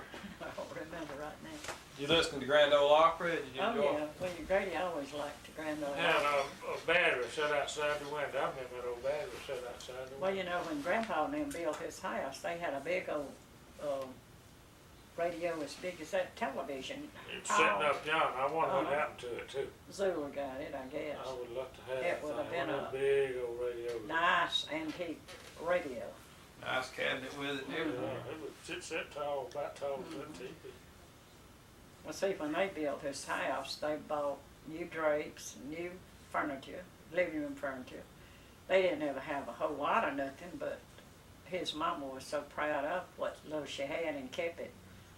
I don't think, well, I know Bill can't remember because he wasn't born till he was 1 year old when she died. A little over a year old, but then nothing got out of place. The night she died, Ida Kate's mama and Miss Sarah Bronson and Aunt Eve and Mama and a bunch of them come up here and see she just died suddenly. She wasn't expecting it. She wasn't sick. What, 45 years old? 42, I She think. was 42, she's 43. And No. her health was bad. She had bad blood pressure problems. They But wasn't treating it though, were they? yeah, she was under the doctor's care all the time. What were they giving But see, her? that's why, I don't remember what she took, something for blood pressure. But he always, Mr. Oma always had a nigger woman to come in and help her. You know, she didn't ever do the washing and ironing and stuff like that much because her health was bad. Were you ever, was Papa ever worried that he'd get called up in the war? Y'all had, what, 4 youngins by then? Well, see, he was in the National Guard. But a that long was time. not World War II though, he wasn't in the Guard then, was he? He joined the Guard after the war, after I World War don't II? remember what year well, he was in the National Guard a long time. When we lived here, he was in the National Guard. And when we lived up yonder, cause, at that Bayston, at that, McQueen place. Wayne, I remember being in the He went to National Guard, you know, had to go to summer camp, and I know when Irma and Kendrick was married, and Francis, and I think Barbara was still a baby. Kendrick and Irma would come stay with me. One summer they stayed the 2 weeks that he was off in camp, cause Who I was was that? scared to Irma? stay by my, well, he used to get Belle to come stay with him till he'd come home at night.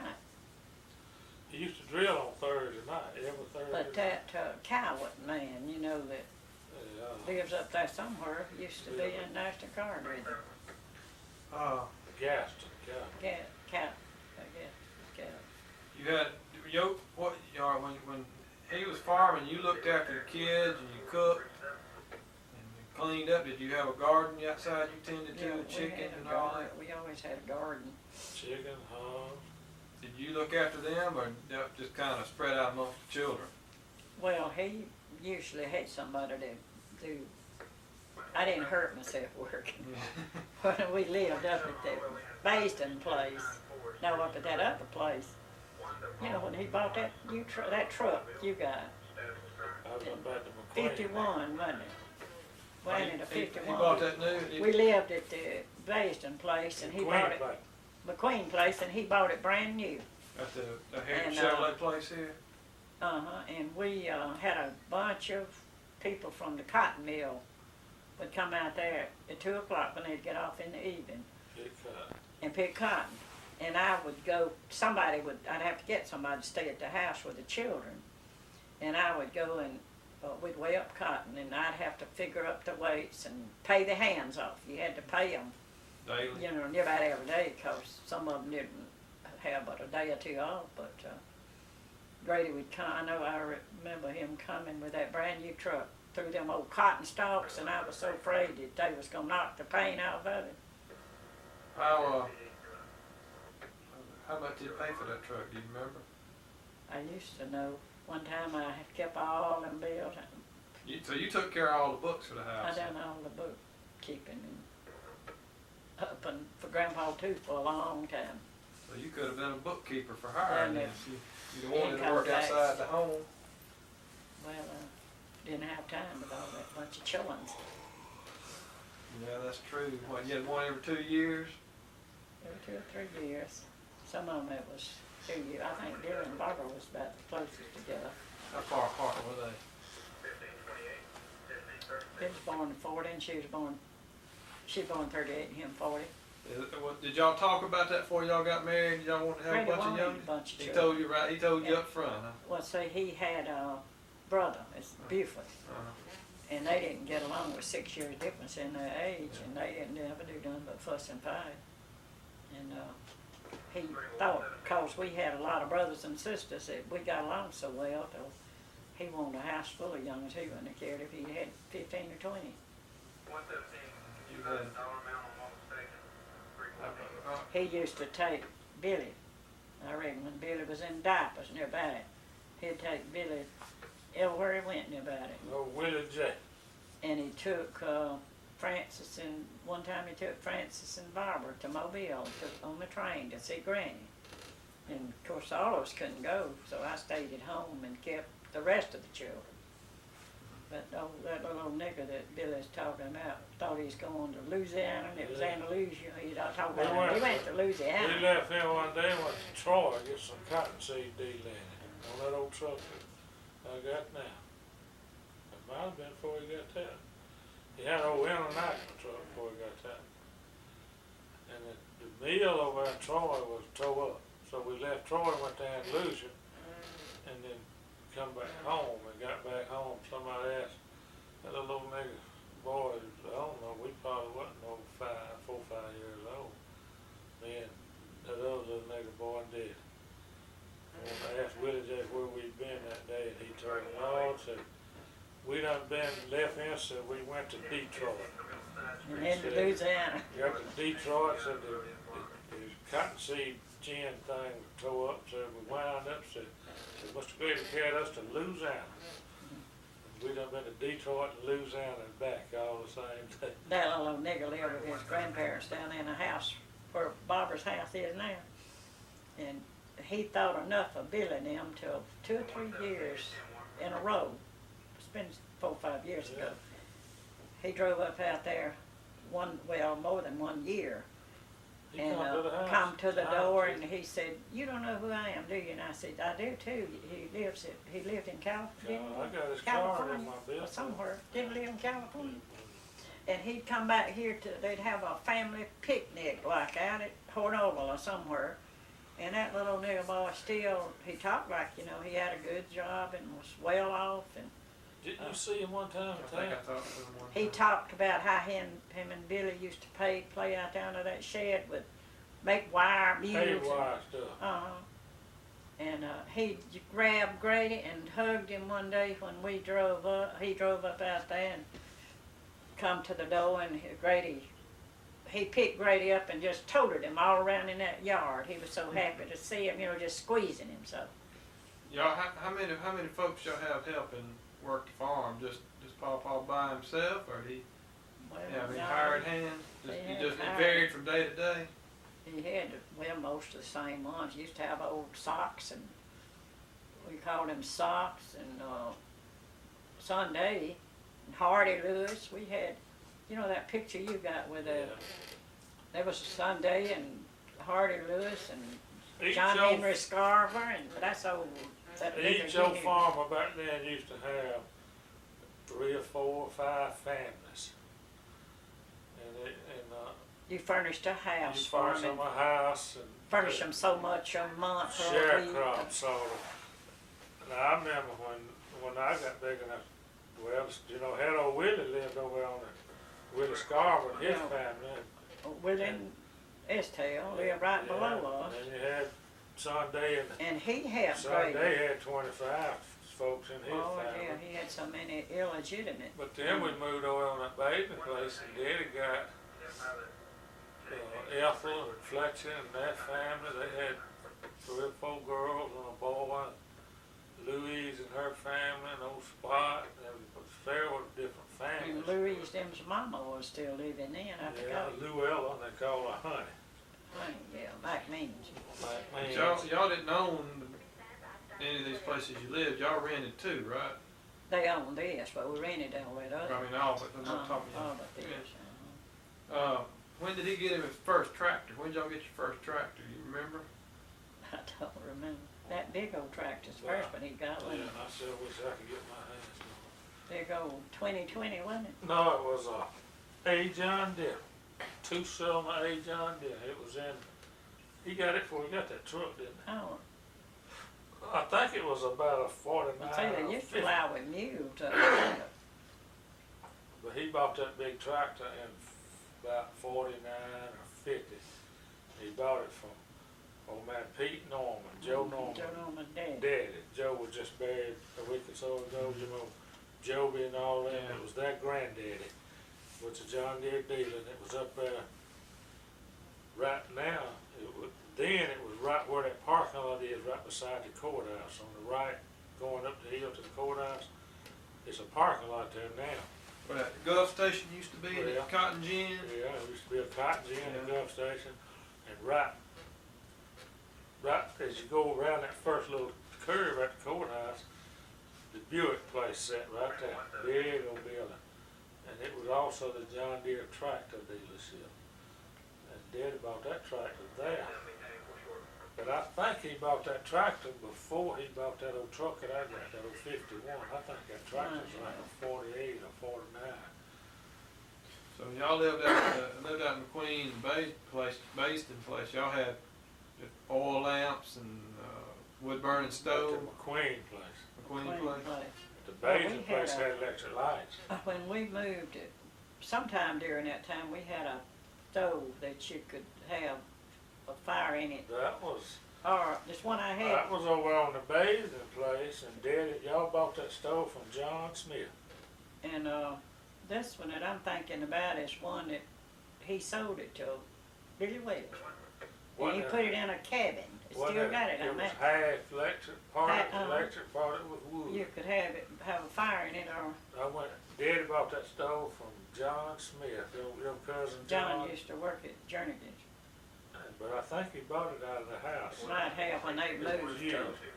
but that thing was a way a ton. You could cook, the oven was all the same. You could use, if you had a fire built in it, the oven was hot. But if you didn't build a fire, you could turn on the oven just like you do an electric stove. And then it had some electric eyes on the top too. I think so.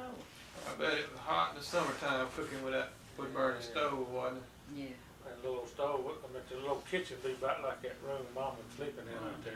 Well, that kitchen, when we moved up out of that first house, the kitchen wasn't even sealed. I No, don't know how in the world folks lived back then. I got 3 heaters on back here now. But, A little more clothes than you do now, I guess. you got plenty of fresh air. folks' health was a whole I lot know better. how so what the bathing place didn't have, but let's see, it had 1, 2, 3, 4 rooms and a kitchen, and then a little back hall like thing, or a junk room. But it wasn't very big. Well, I've had a lot of folks ask me, how in the world you slept, so many people like at home. We had 3 brothers and there was 7 of us girls. But there wasn't all that one time then, cause my brothers was the greatest, the baby boy, and he was 12 years older than I was. He was grown, you know, when and Artie and Ralph had already married and left home. And, then Reuben and Sally married early, I mean, before I did. But back then, you didn't have no room You didn't have a like living this room. room. Every room you had, except your dining room. Had 2 kitchen, beds had in it. a bed or 2 or 3. Yeah, one of them rooms, the bathing place had, the one room had 1 bed in it, what was called a living room. Had a couch and The living room had and a a bed bed. and a couch in it. And then y'all's room had 2 beds in And it. that back bedroom had Back 2 room beds. had 2 beds in it. Well, when we lived at that other place, we had at the McQueen place, it had a hall and we had a big old round dining room table. Yeah, I In the remember hall. that old table. What happened to that table? I don't know. We got rid of it, I Daddy reckon, when cut we, it down though. He cut the sides off of it or something. I don't remember. You had all your 8 at home at one time, didn't you? Yeah. Yeah, Because Uncle Stevie was Oh, 6 when Daddy married, and Daddy's the first one to marry. well, Steve, Francis will be 60 in June, and Stevie is 44. So 16 years there difference was between 8 y'all, children in like 16 years or something. not counting 2 you lost. Mhm. What year was that? Was that after Daddy or after Aunt After Judy? Judy. After Aunt Judy. It was in, it was July the 24th, 1943. But now when we, Cause Judy was whenever, born in 42, July the 27th, and she wasn't quite a year old when Well, I those- lost those twins, Those twin girls, twin boys, twin girls. twin girls. but now when we go out to bathing place, I got married there. Didn't, Judy got married over there, didn't she? I think Judy married after you did. Yeah, Yeah. and then sister. When y'all moved back down here? I think Judy got married when we lived at the Baston place. I think she did and I did. Yeah, cause James used to come to see her, and the roads would be so When muddy. they he'd- was paving that road, it was a Had dirt it. road, they was paving it, and they leave a bulldozer up there for us to pull the vehicle in and out with. We lived down here when Barbara married. Okay, with sister too then, didn't you? So well, tell me, how did Aunt Frances get the nickname sister? They just started calling her sister. We used to call Maribel sister. She's the first girl. First girl, okay. Grady called her sis all the time. When y'all moved back down here, everybody moved, and lived here except me and Judy, didn't they? Or was sister married? Oh, Who got married first? Francis had married, you and Francis and Judy had married. Barbara got married later. Barbara got married after we moved down here. Okay. So then Barbara I think Barbara and Janelle and Janelle. slept up in that bedroom, and the boys in this. Roy, Was that Steve, when I and was- Charlie. When I was a boy, y'all called that Janelle's bedroom and Stevie's bedroom. Mm-hmm. I think they both got married after I was born. I remember them being single. I remember Uncle Roy being single, but I don't think he was still living. Was he living at home when he married, or did he living out? Well, he lived at home, but he had bought a trailer, you know, and put it up there, right up there. I couldn't remember. But he was still living at home. Aunt Janelle was. But see, Steve had bought a trailer before he married, but he didn't live in it.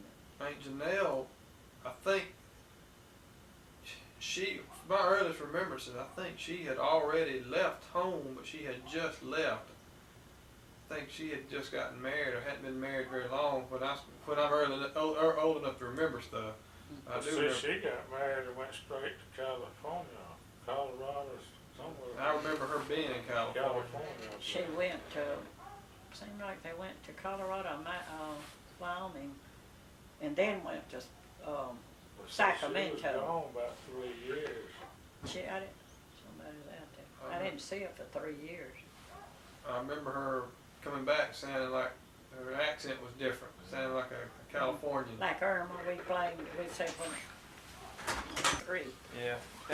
Did you know you were gonna have twins? Didn't know it till I'd been in the hospital 2 or 3 days. Found out. But What happened? Did you lose one and No, the other one go, or you started having problems? I don't remember just how many months pregnant I was, and Buford come home. And he was with a woman, brought a woman with him that was from New York or somewhere, Polly somebody. He pretended to be I married to remember her. Harley, he was up on And the he- raising place. And he come up there and wanted, I got the tried to twins. make Grady, when Grady's mama died, she had a pretty ring with the setting on it was, the prongs, was high, and it had a little red setting in it. And she always wanted Carolyn to have it. Carolyn was her first granddaughter.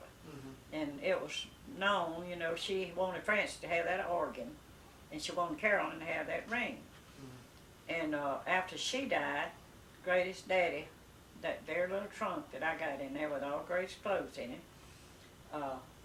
and Mr. Alma married again, he gave me a key to that trunk, and he had the clothes she died in, and those rings, that ring, along with some more rings, and stuff in there that he didn't want Missouri to get a hold to, and he had that trunk out in that little room where my deep freeze is. And over the years, Buford, Mr. Alma had been sick a lot, and he come up there and told Grady that he wanted that ring for Polly. And Grady said, well, you're not going to get it. I'm not going to give it to you unless Daddy tells me to, because he knew he wasn't supposed to. Carolyn's supposed to have it. And he kept fussing at Grady. We was sitting on the front porch, and how the well was right in front of the doorstep. Yeah. And somebody was there, I forgot who, besides Buford and Polly. And the children I know was there, but that was in 1943. And he was going to make Grady give him that ring. And Grady wouldn't do it, and he slapped Grady. He started hitting Grady. And he jumped out and run out in the yard, down the doorsteps, and Grady took his glasses off and laid them on the shelf to that well. I've often wondered why they didn't fall in it, but he took his glasses off. And Buford run out there, where that old hog pen used to be, and it was Grady keep slabs. Yeah. You know what slabs was, big old long lumber. And they sawed up in wood. And Buford got one of them big old slabs, and Comet Grady was going to kill him with it. And I grabbed a hold of Grady, and Buford, in pulling and, trying to keep him from hurting Grady, and old Bill and Jay Trice, lived up there. And he heard it. He saw Buford out in the yard, and he come running down there and made him let Grady alone. And I started having trouble right then, because I was trying to separate them. Grady always blamed Buford for the twins dying.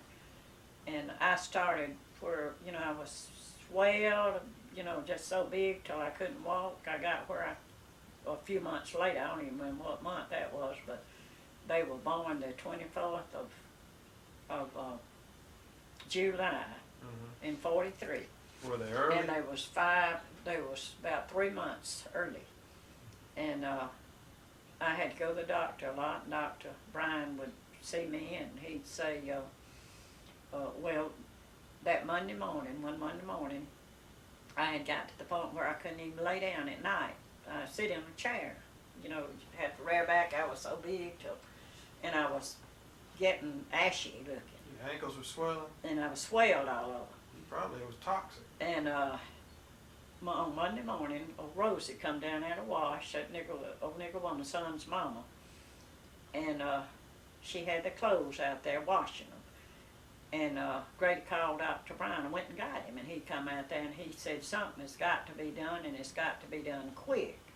Said, how quick can you take her to the hospital? And Grady said, well, as soon as I can get the children some clothes together. See, I had Billy and Francis and Barbara, and Judah was a baby. She wasn't even a year old.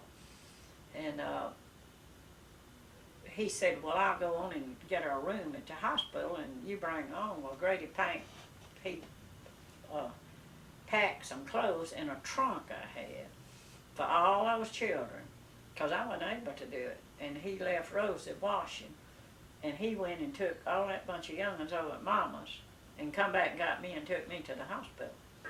And Dr. Bryan said if she don't deliver in 72 hours, we're gonna have to induce labor. So in about 12 hours, I think. Well, he put me on the table back there and broke my water. I know that was the best thing I ever had in my life. Well, on the day that 72 hours was up, I hadn't done anything.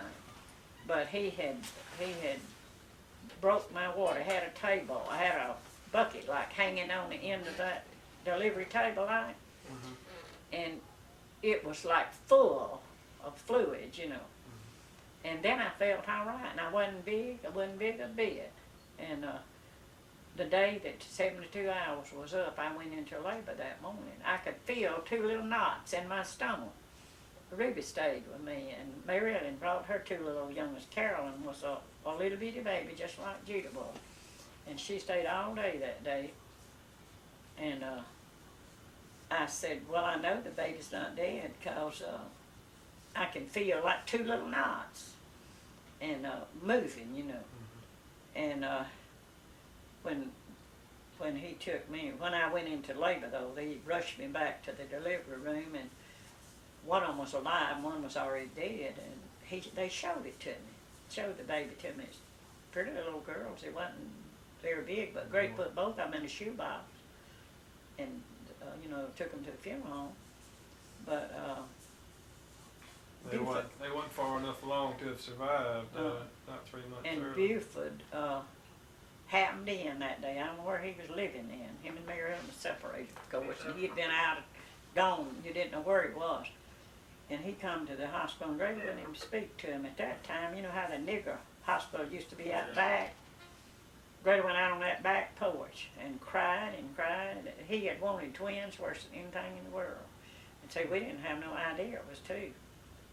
And he didn't even go around Buford. But Buford come and, he was so sorry, because he felt like he was to blame for it. And Grady always said he was the cause of them dying, and if I'd have died too, Grady would have killed him, I expect. But that was in 43.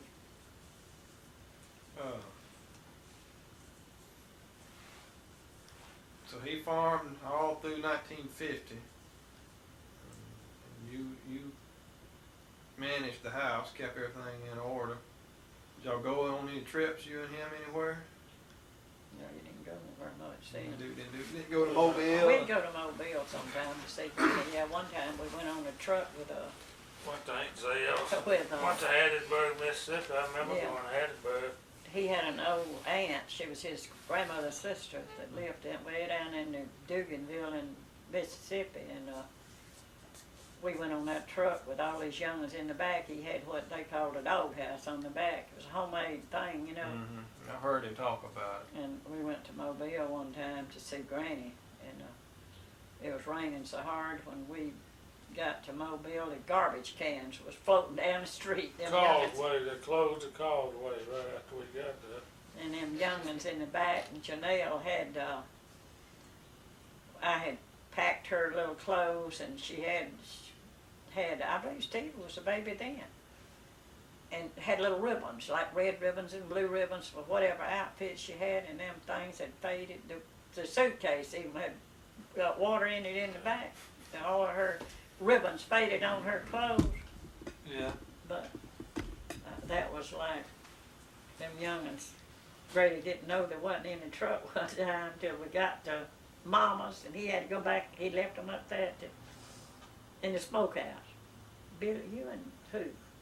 You and Charles? Man, Charlie, I think, was checking the smoke out.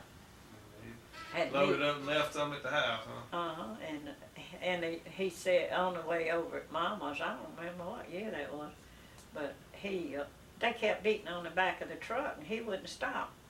If they ever beat on the back of the truck, he knew something was wrong, you know. He wouldn't stop, he thought they was just playing, I guess. Got over there and Billy and one of the others, I think it was Charlie, I mean, wasn't back there, and he had to turn around and go all the way back home. Didn't have no telephone, see. But we had meat hanging in the smokehouse and the smoke under it. And Mr. Dempsey would come out there and check the smoke, and they went out there checking before they left. And we went all the way to Mama's before we missed them. What'd y'all do? When you had the smokehouse, you just kept a fire going under it all the time? Smoke. Coals? Smoked your meat. You just you didn't want no heat much and didn't want no fire.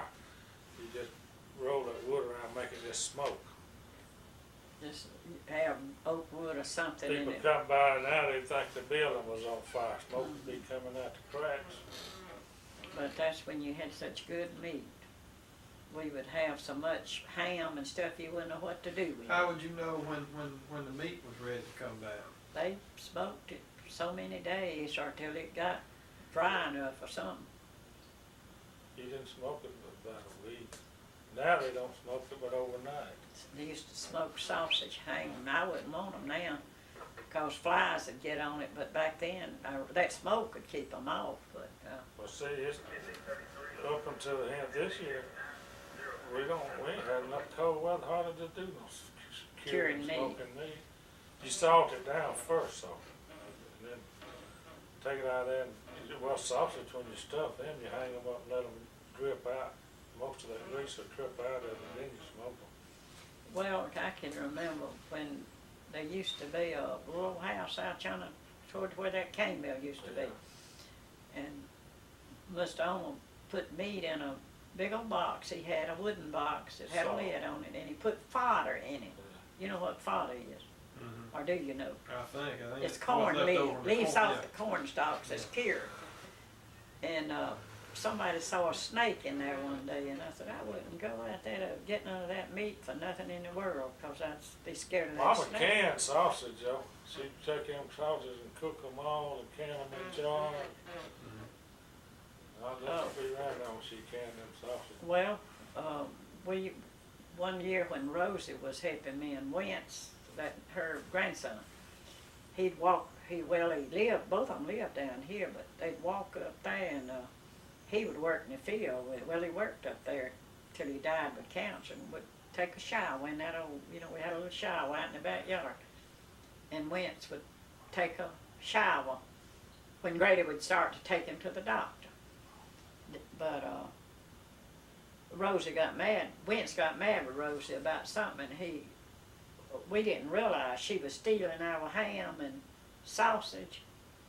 We would slice it, and put it in lard, and sometimes put it in a big lard can or something, put a layer of ham sliced, and a layer of lard, and a layer of ham.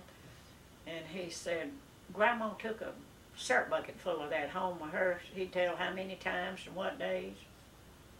She lived down here, and he was so mad with her one day, he said, when Grandma started to go home yesterday evening, she caught a chicken and staked it out by the leg and put it up that little road that goes up to the Luverne Highway. And when she went home that evening, she got her chicken and brought it on home. Back then you couldn't keep them from stealing. You slice that ham and bacon, though, and slice it up, pack it in them 50-pound lard cans, and then pour lard over it and seal You'd it have back up. it beat the whole year. But we did can stuff. When Grady's mama died, Mama come up here to help me fix food for everybody that was coming in. And Miss Beulah had some spare ribs that was canned. A lot of spare ribs that was canned in jars. And Mama fixed them somehow and fixed canned tomatoes with them, and you know, it was real good. Mama used to can chitlins even. She did. Yeah. Where did she, getting off the subject, where did she find, I remember as a little boy going down to the house, and in the dining room was a big old ball and claw table. It's still, Nellie still got it. Where did she get that table, you know? I don't know. That We table- didn't have that when we was growing up. Mama come by that later somewhere. Maribel, I imagine, bought it. And it used to scare me, 'cause you had to go through that room and go to the bathroom. And I used to, when I was a little boy, I hated going, I just hold it. I wouldn't, I just didn't, especially if we were down there at night. I didn't like going there with that big old claw sticking out from under that table. It scared me to death, that table did. Well, see, it used to be a round table, and, or oblong, I don't remember just which, and back in, when Marshall was drinking and all so bad, he took that top off or nailed a, looked like a whole big old sheet of plywood. It's a big old table. Where I bought one tablecloth for my table, she bought two for hers. We had the red ones for Christmas. And, It's a big old table. and you know, the kitchen, the Mama's kitchen used to be, the door was from the bathroom. The door was in the kitchen, and so the back porch, and it was a pantry. And then when they got where they could have a bathroom out there, they closed that door up and, you know, walled it up. And I know Nellie wishes a lot of time now that it wasn't that way, 'cause when she has to go to the bathroom at night, She ought to wall that back porch up. I've tried my best to get her to wall that porch up and put a bathroom in that back hall in one of them bedrooms. She takes a potty chair in her, keeps a potty chair and takes a pot. She does it by herself in the house now. ain't she? A big old house, and have to go out to the bathroom through an open back porch. Well, it's screened in, you know, walled up. Well, y'all moved back down here in what, 64? 60. And 60. Grandpa died. Died in 60. Uh, At the end of that year, really, it was See, he around died in- December of 60, what? he died in September, Of and we 60. finally got Yeah. Zula out Thanksgiving, you know, and we, well, it was after Thanksgiving, Y'all moved down. and we here moved here about on the Christmas Day. That was a good Christmas present, wasn't it? Well, Greg was working the day we moved, Where and was he Billy working? and Charles Henderson, and I don't know who all, but I know all of them pitched in and moved. But this house don't even look like it did then. No. Mama got some pictures of the way it was when I got they some moved. before and afters somewhere. There was a lot of work done in this house. What did they just, Zula just It trash? just run down, yeah. Well, see, when this house was built, these rooms had wallpaper. The kitchen didn't, but that was the back porch, but these bedrooms had wallpaper. And the house got where it leaked, and when Zula come down here, the floors were painted back then. I remember them being painted. And, well, the dining room and all was still painted, but, Zula believed in mopping with a old shuck mop, you know, and she bored holes. Some of them might have 3 holes in the corner of the room where you pour water on it and sweep the water out, rinsing it out. And, you know, she just messed up a whole lot of things, but Grady declared that she done it on purpose. Some of the wallpaper was tore when we finally got her out. And it was circled, and so we, the children and we got Mr. Thrower to do some of it, and they took that, they put, well, you know, it had big old wide boards about that wide that was made out of the old house, and that had sheeting on it, and then it had wallpaper on it, and then we put sheetrock. When we moved down here, we put sheetrock on it. So didn't tear any of the other down, And put sheetrock on top of Put it? it on top of it. And then when we got tired of that sheetrock, we put paneling on top of it. It's got wide boards, they must be 12 inches wide, out of the old house, and sheeting, and wallpaper, and sheetrock, and now paneling. And Big walls, they're pretty good insulated now, ain't they? well, and then we had insulation put in it when me and Grady lived here. It didn't have no insulation, I don't think at all when Grandpa lived here. Well, where was he working when y'all moved? See, Papa was working Christmas Day. Where was he working? Elder, wasn't State, he was guarding Work. convicts. he? Working in Elder. He was guarding convict. When did he go to work with that, doing that? Well, he worked at Ream. Well, he worked with the state and then went to work at Ream and then went back to the Went state, back to didn't the state, I think. He worked at Reams a pretty good he? while. He worked at When did Ream a long When did time. he start there, do you know? No, it would have been after.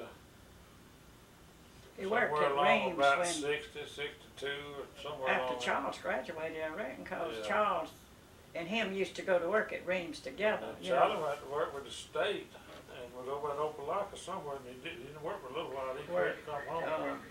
He didn't work 6 weeks, I He don't got a think. job with the state when he got out of school. Well, Naomi started working in Montgomery when she got out of school, and she stayed gone. She went to work like on Thursday or Friday and worked 2 days and come home on the weekend and went back, and on Wednesday she called me and said, send Charles to get me. And I said, Janelle, what is wrong? She said, I quit my job and you paying for this telephone call. I'll tell you when I get there. But she lived with Sandra and Rochelle McClure. They had an apartment. And Janelle said, I can't live like they live. Said they had a boyfriend, you know, that would come in and they wouldn't leave her there by themselves at night when they went somewhere, and they wanted her to go with them, and she was just out of high school and she didn't want going out with somebody she didn't even know. And When did y'all get your first telephone? Got it after I went to work with a phone company. I started working with a phone company in 58, 59. I say Grandpa died in 60. We got it, The phone used to be in a dining room, and I don't remember how many years in. we got it right after I went to work with a phone company. You know, we built a line down through there and we got a phone. There wasn't no line, even nobody over had a phone. And they built that line down there, there were 10 of us on the same line. That was it. I think it was in 59. When did you get your first TV? In the Yes. 60s? We didn't have a TV when we moved down here, did we?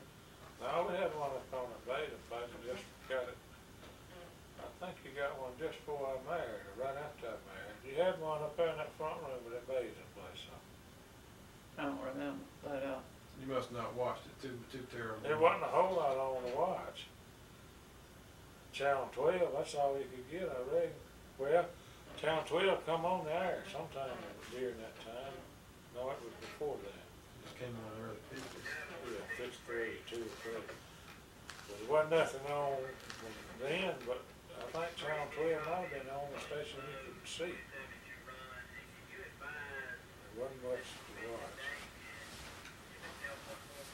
Was your mom and Papa pretty good friends? I hear you talking earlier. Were they good friends besides just being mom-in-law and son-in-law? Grady and Mama, Yeah. oh, Grady loved Mama just like she was his mama. Okay. I say his mama died, so he just had to take Mama for a mama. 'Cause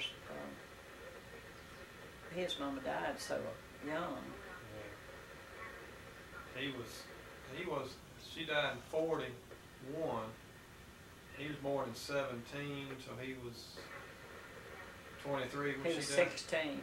I mean, he was born in 1960. So he was about 24 when she died. And, well, I was, when my daddy died, I was 17. I remember. I was married, but I married, you know, at 16. But he didn't, you know, never have a mama long, don't seem right.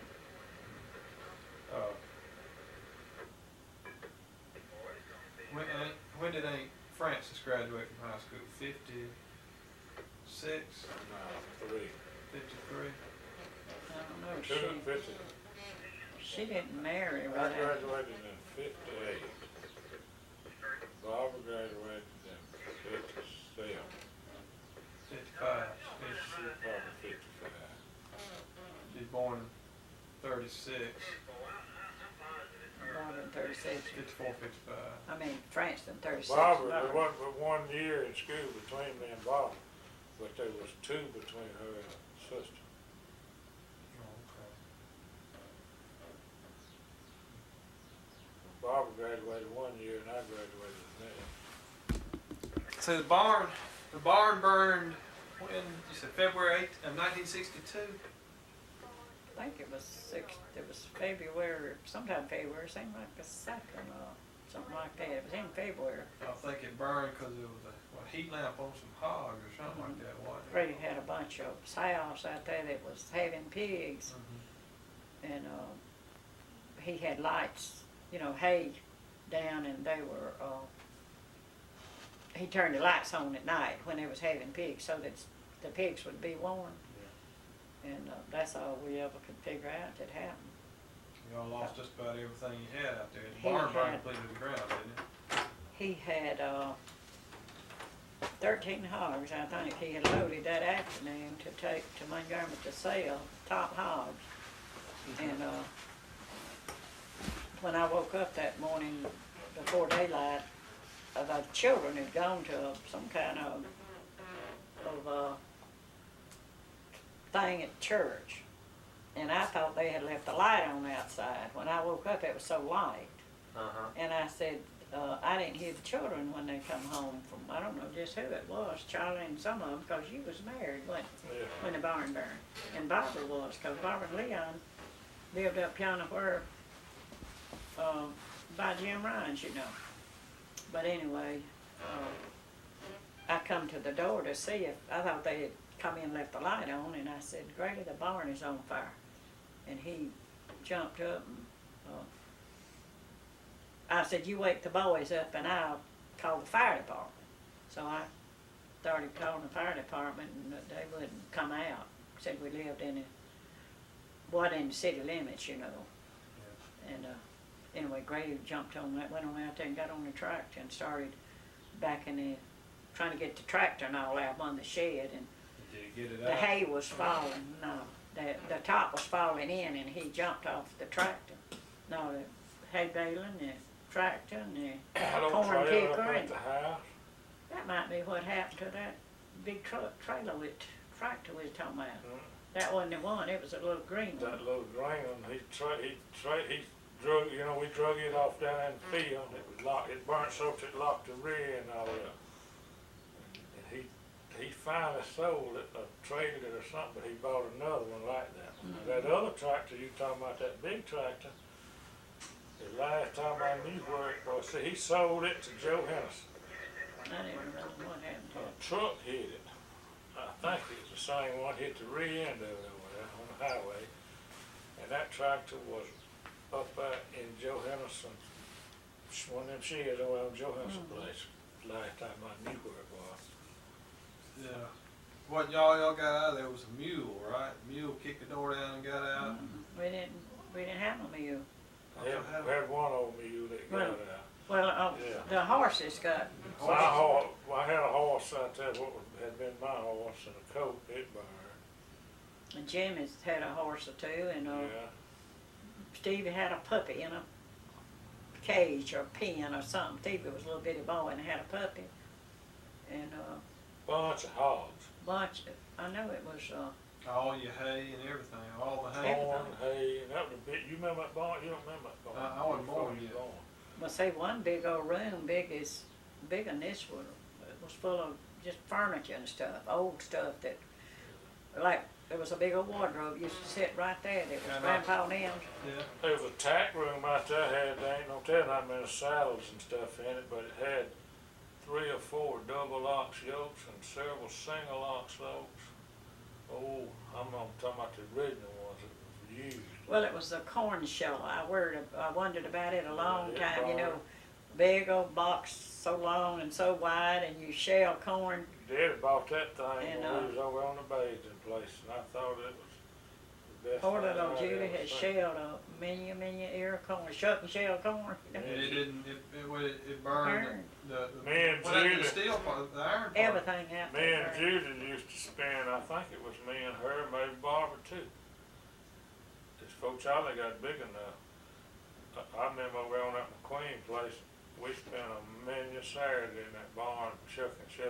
You remember one Saturday when y'all hollered, there was a snake out there in the barn and in the crib, Yeah. in the barn, and I grabbed a gun and went out there and shot it. Yeah. Was you In pretty a good with feed the gun? trough. Were you pretty good with the gun, Grant? Well, yeah, We used to spend all of Saturday morning in that crib chucking shit and corn. and the bull, when Grady had pneumonia one time, and Judy was out there, you and her or somebody was out there shucking and shelling corn, cause Grady couldn't, he was sick. And the old bull, you know, kept going up there and munching and got in it, barn with him. Judy had a hard time. She worked like a nigger all the But time. see, you couldn't, Daddy wouldn't, you didn't feed no hog the corn without shelling it. And you'd have. Well, you had to shuck it, Shuck it and then you shell had to it. separate the nubbins went to the Yeah. hogs, the little ones, and the big ones went to the mules. But you had to shell it, and on Saturday, you had to shell enough to last Sunday, cause you couldn't do that on Sunday. How much shuck shell? How much corn now? A 55-gallon drum full. Grady had his faults, but he didn't believe in working on Sunday. No, we had to do Long that as on he Saturday lived, morning. We get up and go to that barn on Saturday morning, and had to have that done where we could, have feed to feed them hogs for Sunday. And then during the week, every time you got out of school, you had to get out there and do it, keep up with it. You know, you could shuck and shell what they It was needed. an everyday job, but you doubled up on Saturday. Saturday, you didn't watch cartoons. Could you shuck extra during the day and build up and get ahead of time? Yeah, if you wasn't feeding so much of it, but it's all you could do just to keep Just it. to stay ahead. The day wasn't long enough time to come in and See, I've known Daddy kill 7 or 8 hogs at a time. And back then, when you killed hogs, my daddy used to kill a calf every once in a while. And back in them those days, you didn't have refrigeration or freezer. You take everybody in the community a mess of your meat. A hog killing lasts 2 or 3 days. You would, when Grady would kill all them hogs, he'd divide, everybody in the community got a mess of meat. And they do the same thing for y'all a couple of weeks later or something. Some would, some I wouldn't. remember my daddy taking him sausage over to the ice plant. That's the only place that had cold storage. You'd store them at the ice plant. We used to take, Take them in a cotton basket. we used to rent, We had a locker. when wasn't it? what was that man Oh, named man, down at Stout. Buco? We used to rent A locker. a locker down there. We done that after we married. Yeah, long time. And old man Stapp would eat out of it, and everybody, all his help Then would you eat didn't out get of it. everybody else's meat. I mean, you got somebody to beat besides your own sometimes. When did y'all buy that Falcon, that car y'all had? I remember that Falcon, a green Falcon. That I Bobby's car don't was say in 60. 1960. It was in 1960, and they bought it. Bobby bought it new. Grady made the down payment and she paid the rest of it, I think is the way it was. His sister had bought a new Ford, a 50. The first one Frances ever had, she bought it from you, wasn't it your car? No, I bought. You bought hers. I bought her. Yeah, She bought one from old man Gray Thornton, a 53 Ford. and then you bought that one. And then then she she bought got a a new job, one went before to work, she bought her a new 50. I think it was a 56 or Kind 7 of or red 8. looking with a white top, a gray top. That old Ford was. One she had when they married. It was blue and white, old blue and white Ford. I was thinking it was red, Unless you because want Charles that's right. had the top of it painted. But then she bought her a new one, and I bought that 53. That was the first car I had, was that 53 Ford. A 4-door flathead Ford. And Oh. then Janelle bought her a new car. When she got out of school, she bought her a new Chevelle. I don't know where they still got it or not. No, Bob wore it Bob out. traded. It was like Charles Henderson, Yeah, my yeah, car, my yeah, car. And poor little old Janelle, when she worked at the clinic, she had bought that car new, you know. Yeah. And she worked at the clinic, and I know she told me several times she had to make a car payment, and she, you know, had certain bills she had to pay, and insurance on the car, and she tied. All of them started tithing, I reckon early. And she said, I don't know how in the world I can pay all these bills. And I said, you're just gonna have to quit paying that at church. Look like you can't afford it. And she said, I might have to let some of the rest of it go, but I'm not gonna let that go. And she got by. like Elmer, I've heard him say that, there wasn't no way in the world he had anything to give to the church, and he would talk about how much he needed, and somebody would show up and bring him that much money. I was gonna ask you another question there, I was gonna throw out at you. Y'all moved here in 1960, and y'all, I remember over the years that you added stuff to it. When did y'all make this out here into a bedroom? When, during the time Grady worked at Earle, wasn't it? 'Cause Not he had- long after they got down here. 'cause, I don't know, did y'all ever put a bed up in this room?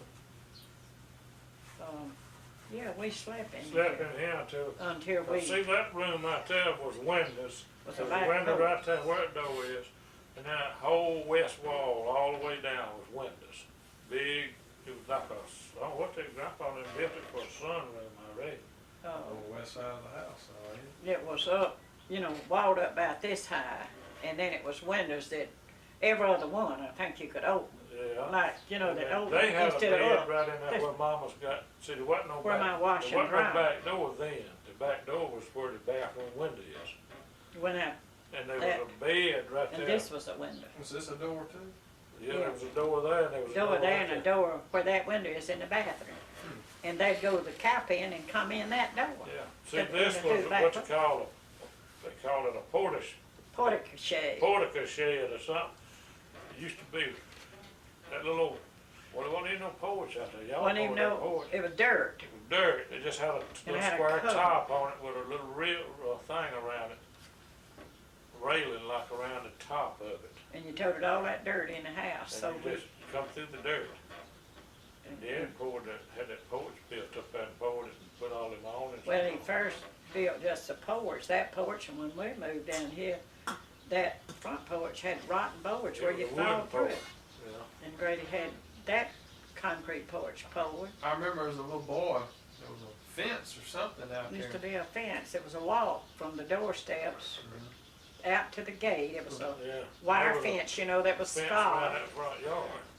It was, Front yard was fenced in. it was like, almost like cattle wire, wasn't it? It didn't have, It was It Yeah. yard. had on top. scallops at the Yeah. top, uh-huh. I remember that There as was a a little, gate at the front, there was a gate right up in the front corner. and wooden posts on the corners. I don't know, I don't know where it had wooden posts. I remember the gates, and But it had a concrete walk out to, But from the Grandpa used to doorstep. put a wire, he had a barbed wire tied to that front corner of that yard fence across over where the old cane mill used to be. And he'd pull that one wire across there to put his old horse in the yard. If you wasn't watching, you see the driveway come in across the front then, Yeah. with a circle. I barely remember the driveway. It was grassing over, but I remember it was still, used to have something blocking it off down there, didn't Grady it? had a Well, light pole. He blocked. Yeah. Well, see, folks would come in and turn around and go back to town. It was just a turning place, and in front of the front gate, it got to be a mud hole. Yeah. And Grady didn't do a thing but block up a driveway. Yeah, I remember that when I was a little boy. I remember coming up on that driveway, just barely. But we had a lot of problem with folks coming in the upper driveway and going out the lower one. Cause I See, remember that old coming out building here. that was out here rotted down and did it. Finally tore it down and that building inside there now is one Steve built when he lived in the trailer. And they moved it and then shed it off. I remember the shed out here about to fall. I remember it was leaning bad to one side. And I remember It was coming out here and Top was off of it too. y'all knocked it down and you built that nice looking one out there. But I talking about the driveway, I remember coming out here right after he put the post down and Daddy's talked, saying that he blocked off that driveway. But I was such a little boy, I don't really remember much. See that old barn that was out there, it was a great, big old barn. It was bigger than this It was a house. lot closer to the house than that It one was is. right in front of the well. And then it had a hallway down through the middle that you could drive a truck through. And then on each side, it had 3 or 4 rooms big as this is. Sealed up the doors, where you could put corn or hay. It had a cow loft feed, where and then it had a, Hey, the whole top of it was a hay loft. It hold, ain't no telling how much hay. And the hose was in the hallway. It had a big old square thing cut out where you pull up on it with a truck and you had to throw that hay up in that hole. and I think we had $1,000 insurance is all we had on it. Not near enough to build a barn. And each side, this side had a whole shed down the side of it that was full of equipment. And then it had a door in the back yonder, I probably had 3 or 4 milking stalls, you know, where you go in and where you let the cow in the back. Milk one, turn her out and let her nut in the And end. then all the way around the other side was stalls. It was a great big old barn. But see, when that thing burnt, Daddy got a little bulldozer from Conrad Lucky or whoever was running the Conrad place then. They brought it down here and I dug a big old hole out there and buried all them hogs and horses and all that That stuff. sunken spot out there where it is, I The think. great Maxine, I believe, had been working at the clinic. No, she hadn't. But anyway, I think Maxine's the one that called Dr. Vernon. Grady, you know, we couldn't even let him go out there. He Yeah. was gotten such fix. And What, upset they about it? sent some medicine. Whoever, somebody went Maxine to worked see, for Dr. Aubrey, I think. or somebody, and they sent some medicine to Is calm that back Grady on? down. Did that one of the few times you ever see him cry when that place burned? Did he cry over that? Yeah, it really upset him. Well, see, they wouldn't, the fire department wouldn't come out here. Well, Then it's like way on over in the morning, Mama called me and I come out here, the power to the pump burn off had first. burned off and shorted the pump, so they couldn't get no water. And I come out here and got them ends cleared where we could get the pump running, but it's so gone then. And then it was trying to catch this building out here. The lighted pilot. The lighted toward the pile lighted and this pile. other, and way on over in the morning, we heard the fire truck coming. They It decided- did. Grady run out, wasn't no Daddy way was coming. out there, he said, they ain't coming in here. They ain't coming in here, they ain't coming in here. I said, well, don't, let's go ahead, I said, them boys couldn't help that, I said, they can't help. Raymond Barker was the one that told them they couldn't come. Well, he went back to bed when I called him. I begged him to Yeah. come. He said, I said, everything we worked for all our life is burning up.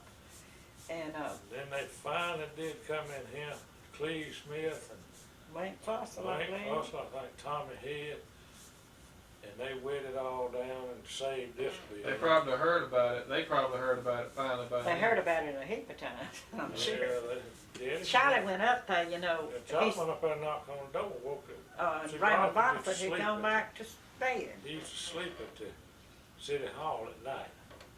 And, I think Charlie might have Charlie gone over said- Cleve Smith.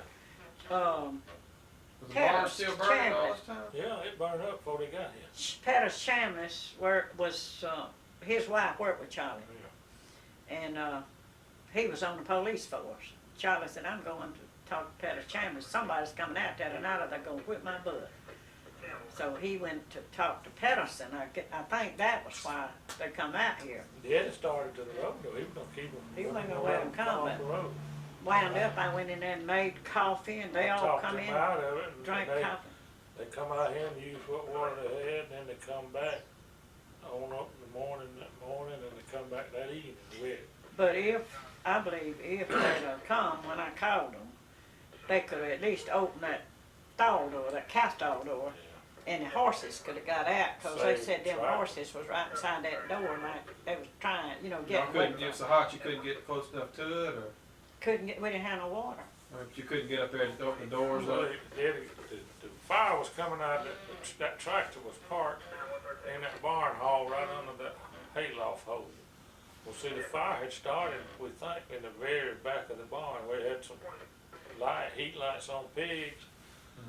And it done burned up through that hayloft, and Daddy couldn't, it was so hot, the fire was just whooping down over that tractor, he couldn't even back it out. He had to jump off the truck. And left it sitting in there. And, it was in the half, sort of half in and half out the barn, out there, was still burned up. But that old pile, that's a pile of corn out there, burnt 2 or 3 days. Y'all was afraid, if they come out here, you afraid he's gonna get up here on this house? Afraid it's gonna get to that old house out there. The wind was blowing, see, in February, it was weather like last night. windy, real cold and windy. And, I know when it was coming on up toward, but Grady had a big old pile of lighter down yonder. And we thought it was gonna get to that lighter and then to this old house and to the house. Some of that light is still up at my house. I had a box then, I didn't have a filing cabinet, anything, and I had a box that I had insurance policies and stuff in that room. And I said, Janelle, take this, and if it gets to the house, you keep up with this box that had all that stuff in it. How old was she? She was older teenage girl then? She was a teenage girl. But I buried that old mess all day out there with that tractor, old crawler tractor. You catch one of them hogs in the tractor, catch them hogs and sling them up across the tractor with me. And I got home that night and actually had baked ham. Shit, I had baked ham all day. I can't eat none of that. Like dead chicken when you've been having dead chickens all day. But it wasn't long you built that barn back. A lot of folks come and help build that barn. Well, the next day, the very next morning, Jack Hay was, I guess, the first person that come and brought Grady some feed. Jack had cows in. Yeah. He had bought cows from Bob Hill. Some cows, you know, said it had 8 or 10 or something. And he was, I think, one of the first person that come, but the people began to bring some hay and corn and stuff to feed on. Who was y'all's good friends back then? Who did y'all spend time with or feel strongest toward? Did y'all have friends that y'all were good friends with? Well, Grady was always friends with Plaster Pear and Ruby Jewel. They were friends with us, and I don't know who all. People y'all went to church with? Who'd y'all go to church with? Nesbin, Carly Spear, and Francis and James Wesley, all that crap.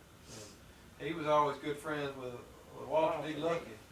Yeah, they rode together when they worked at Earle, and when they worked at the state too. He worked up at the highway departments, and. But they never was real close until they got to working together. Really, I mean. Well, Grady didn't. They just. He didn't.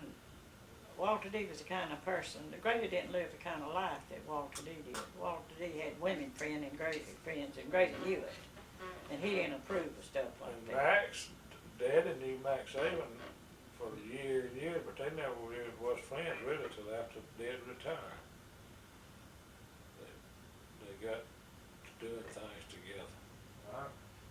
He seemed Mr. Wilbur Brown, he did have met a lot of folks in that sheriff posse. Mhm. And he seemed he seemed to be a lot of different person from when I was a little boy. When I was an older boy, he was not as rough, I guess. He was Well, he drank, but he was a family man. He didn't.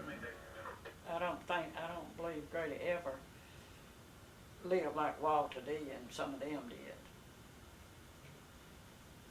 he just drank on the weekends, though, didn't Drank on the weekends, and he drank at home usually. He'd go before the pub. we always done things together though. Him and the boys, now he didn't. Yeah, I've heard Do a him whole say lot. if him and the boys if the boys wanted to break a bull, they'd break the bull, or they'd ride a bull, or ride the horses. Many old bad horse. They'd do things together, And them Henderson boys stayed over at the bathing place. Wayne and Phillip was there every day. I saw Well, pictures Charles the other used to day. walk across over there. See, they Yeah. lived where we used to live, and they'd walk up there on that other road through the was woods. their father living at that time? No, They didn't have a I father? was dead. But I saw a picture the other day that was made over at the bathing place, and some of our pictures, I think Maxine might have made it, with Phillip and Wayne over in front of the old barn. Philip Wayne used to come and get me and take me to the grocery store when Grady was working. Yeah. And if I bought anything, bread or rolls that wasn't colonial, they'd leave it in the car. They wouldn't bring it in. Philip, you know, Jack worked Jack worked. all them years oh, with Colonial Bread. Oh, okay. And them boys said, I ain't taking that mess in. If you don't buy Colonial, I'm not gonna take it in. But they've eat a mini meal at my house. Daddy used to carry Philip with him in Montgomery to the stockyard and take him around by Crystal. He loved them Crystal burgers, and he'd buy them a dozen. I've heard Grady talk about a heap of times how many Christians Well, Philip ate. Y'all always had other people's children around the house all the time. Yeah, Billy had friends and well, Wayne Foster and Billy Wayne Ray and used to Billy stay Ray. there all the time. they used to come over there, and Wayne had asthma so bad he'd bring his shoebox with his asthma medicine. I reckon that's why Wayne and Billy Ray's always been good to me, They like with stayed there all my the gas. time, and Charlie, you wouldn't think so now, but Charlie and both Thagard was big buddies then. Well, them Miller boys, you know, would come out there with Steve and Roy. Steve and with Roy. Jimmy. And the Rob. Hester Ruth boys, but I'm thinking about, the boy that works for the telephone company. Jimmy.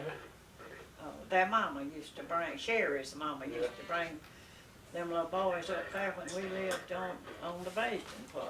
When did you remodel the kitchen? I remember it, but I don't remember what year it was. You remember what year it was? It must have been 15 years ago, I imagine. It was Longer in than the- that. Somewhere It here, was longer than that, cause I wasn't even driving, I don't think yet. It was in the sixties, Ollie pretty lucky done it.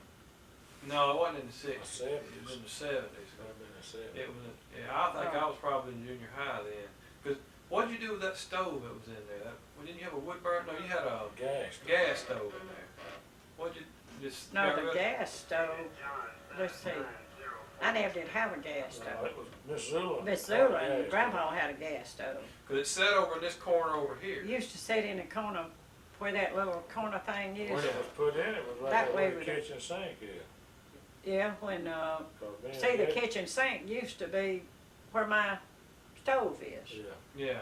And I remember on the other side you had I thought it was the neatest thing.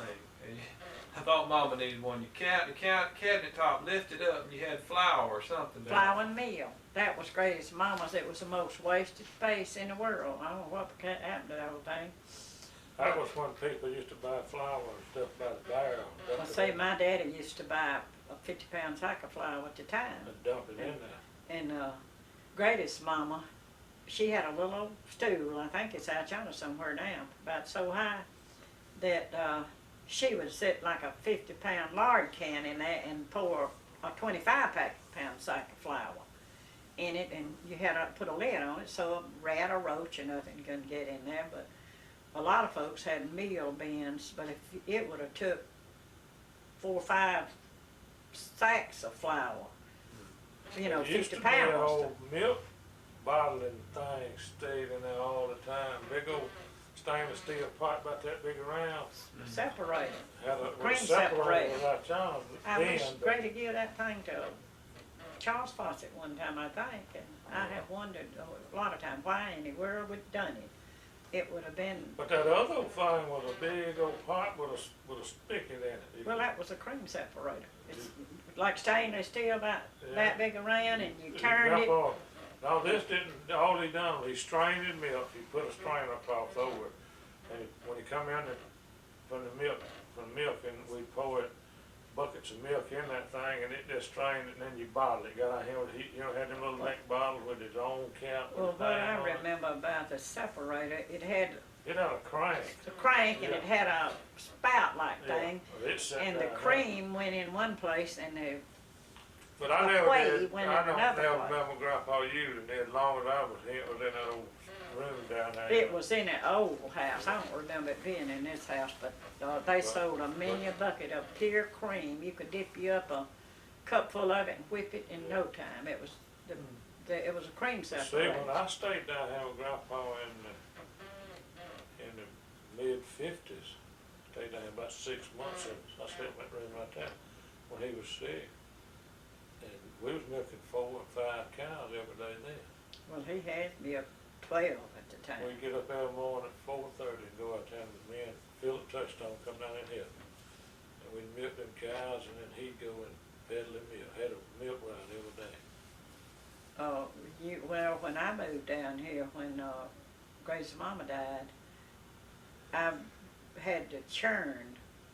We had electric churn, and the only plug-in in that kitchen then was a double plug-in behind where my refrigerator is. They had a little refrigerator, and they plugged the cream separator in one, the refrigerator in the other. I believe they I refrigerator. mean electric churn. Grandpa's refrigerator was always in the dining room, wasn't it? Might have been because it used to be a safe in there. Yeah. Just an old Pie safe, safe. pie safe. Old pie like a safe pie sat safe. right there, and the refrigerator sat around the corner in the But, dining room. I would churn that butter, and you'd have a aluminum dish pan like I got to fix turnips in, full of butter. You'd stand there and I still got the butter molds. Zula didn't get off with them. She got off with a lot of things. Grady, Daddy had a coffee grinder behind the stove in the old house, and I know Zula had to take it because it didn't show up. You know, they had it after they built the new house and after her and him married, because the house wasn't but a year old when he married, when Grace's mama died. But I don't know what ever went with that coffee mill. She had to get it. Because when Grady come got me that day that Bernard Roper and Teeny Bud and all them was down here moving, he was crying, and he was over yonder somewhere planting wheat or some kind of cover crop. And he said, we lived up yonder, and he said, I want you to go down there with me. He said, them SOBs is down there fixing to load Mama's dining room furniture. That china cabinet was what they was fixing to load, and he come in here, me and him come in, and he forbid them putting their hands on him. And they backed off too. And Zula, Grady's mama had everything she'd ever had. She took care of it, and she left a little old dish. I still got it, about that tall, and it's got a foot on it. It's clear glass. That dish, when I come to live down here, because she lived here 19 years, see, before Grandpa died. And it was he had given me a gravy bowl after Miss Beulah died. I still got it, about that big around. That was a wedding present when she married. And after she died, he told me I could have it. And I put it up for a long time, and I said, I'm going to use it. I put a mini bowl of ham gravy in that bowl. But she took or broke or done away with it. She would stand at that kitchen sink when it was right there by that, where my stove is, on that wall. And the bed was out there, you know, right outside that door where my wash and dry. And she would wash milk bottles and throw them out there. And if they broke, they broke. If they didn't, throw them on that bed. She gave Grandpa a hard time. Now, I think Miss Zula was a good woman as far as, you know, her character was all right. But, and I know her and Grady couldn't get along, but if anybody... I remember one in they had, boy, I remember her dad was She flying called up him a SOB one day, and he threatened slapping her through that front porch. That's when that front porch had a hole in it. He was flying up down on her place. And she had one old tree out there in the middle of the field, and it knocked Eddie off the tractor. That's what it was all about, was that And tree. he come down here and got 2 niggers and a saw and went back up there, and when she found out, it done clawed down and sawed up wood. And she had a... Grandpa took her up there to see what they were doing on her place. And when she got up there, they were sawing working that tree up. And bringing the wood down here, and Grady toting it in and stacking it on the back porch for them to burn, but it was her tree, see. She didn't want that tree cut. She was a strange woman, but when he come back down here and she started, they come in and out the front door then. She, I don't know what all she said to him, he said, but when she called him a SOB or something or other, he was fixing to beat the fire out of it, and I think she stepped in one of them rotten boards out there. I know he said more than he ought to, but he loved his daddy just like anybody ought to, you know, and he would have done anything in the world for Grandpa. was her, Zula what? Camel. She was a camel. Zula was a roper. Zula was a roper. Beulah Beulah was, was a camel. I knew Beulah she was a camel. Zula was Barnett Roper's sister. And Roy Roper. Roy Roper's sister. And she's in a nursing home right now. I remember when Grandpa died, though, Daddy told me then, said, well, I said, you lost the best friend you will ever have. Well, Grady said, I have kissed the last butt I'm ever gonna kiss because his daddy was the best friend he'd ever had. He told me the same. Grady could do anything in the world with his daddy. I never been so sorry for nobody in my life as back when Grady's daddy didn't drink, except back when Uncle Hub come home that time. I remember that. Grady had a time with his daddy. When he took a drink, he'd go crazy. Had to get old son Dale that night, calm him down. What happened? I just remember, I was about 6 years old. That was that piece you read in the paper. I remember putting him to bed out there on a pallet out there on that tree right out there in the yard. And Sunday was out And there. Sunday had to come up there. They were drunk. Him and Grandpa and Uncle Hub was drunk. They were celebrating that trial. He They got turned him loose. cleared from murder or And, something. I'm sure that's what it was. Did he really kill that woman? Mm. He didn't do it?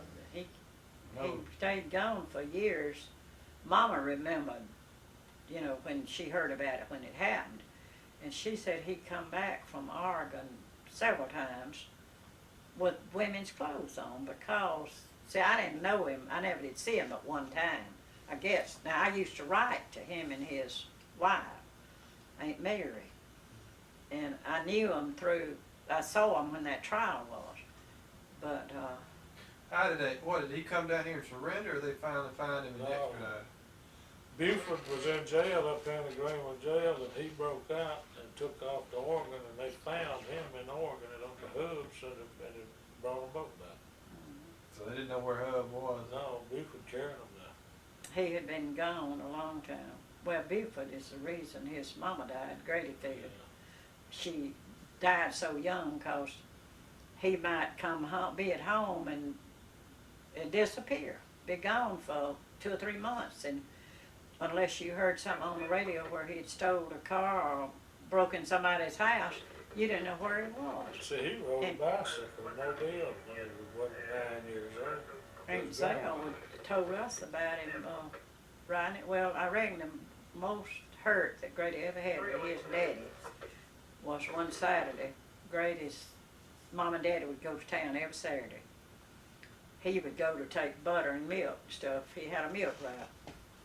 And she would go to her mama's cafe. Granny had a cafe up there where Bloodsworth, right there in that area where Bloodsworth place is. And they would go and spend the day with Granny, eat dinner and everything. Grady be in the field plowing. And that's what he'd do all the time. But one Saturday, he took a load of syrup. It was syrup making time, and him and Myra Hartley, and him's daddy, John Hartley, took a load of syrup to Montgomery to sell it, and Buford went with them. The old man had a flatbed truck, some kind of flatbed truck, and they had like barrels of syrup on the back of there. And when Grady got ready to pay the niggers off that day, his daddy would get the money, you know, and bring it home to pay the niggers off. And it late Saturday evening, and the niggers were supposed to go to town and buy groceries, and he didn't. His daddy didn't show up, and when he come home, he had took the money that he sold that syrup for and bought Buford a brand new bicycle. And they had stopped all along the way, and he was drunk. Him and Mr. Hartley was drunk. And they had stopped all along the way and let Buford ride the bicycle a piece. He wasn't even grown, you know. That hurt Grady so bad he didn't know what to do. Yeah, he went somewhere and got the money, didn't he? Yeah, he went, I done forgot just where he went, but he went somewhere and got money to pay them niggers off. Because his daddy was, well, you know, that was the time, I believe, that he tore Grady's jacket. Grady had a pretty black jacket, and he finally got him down on that bed out there, and he tore Grady's jacket. but I never saw him drinking, but I guess those 2 times. Used to, I've down here, stayed down here with him a lot, he smoked Lucky Strike cigarettes all day, Grandpa did. And every night after supper, he sat on the front porch and smoked one cigar. I went in a holder, he put it in a cigar holder, and sat out there on that front porch and smoked that cigar. When he got through smoking that cigar, he'd go to bed. And he slept in a gown, he used to. Yeah, overnight. He used to sleep in a gown and a cap. Like, now I don't know about when Miss Zula, after he married her, but when Granny was living, he slept in a long gown, just like a woman I've does, seen homemade, him in it since and I was bigger. and a nightcap, both of them. That Him old and her, stocking-looking stocking cap. him and her slept in a some kind of homemade. But cap. now that old bed that sat right there was waist. I don't wonder at it though if it It didn't was have waist no high. heat. It was right up in them windows, and it was about that high. I don't have any mattress had on. It was just high from the ground, from the floor, you know. Yeah. The legs of it was high. Grady wanted. He had always had Coca-Cola, them little 6-ounce Coca-Colas. We didn't even know what a Coca-Cola was. But he had them, and he drank one every evening, and eat some crackers. He never anywhere I went to it. When he'd go on that milk ride every day, he'd come by my house and bring the Bring us young'uns candy. a sack of candy. It'd be It might be A lot of times it'd be something we couldn't eat, but he'd bring by the. a sack of peppermint candy maybe, but But every night now, he'd eat what was left from dinner. And I reckon every night of his life, Miss Zula cooked him a fried egg and a hoe cake. he'd eat that when Miss Bill was living too. He'd He'd eat eat leftovers. hot hoe cake and a fried egg. Yeah. He'd eat a million, then Missoula was a good cook. he'd get up and take a handful of baking soda and belts and carry on. And no, ought to known it was And then bad died- on his died heart. of a heart attack. At that time, I don't think they knew that stuff was bad for you. You ever remember? Miss Zula made some good old biscuits though. She'd make a biscuit. She was a good cook. Man, old biscuits be big around. She had a hard time living with Grandpa, I know. She did. But, you know, I think she thought that he had a lot of money and she would get the house like that too.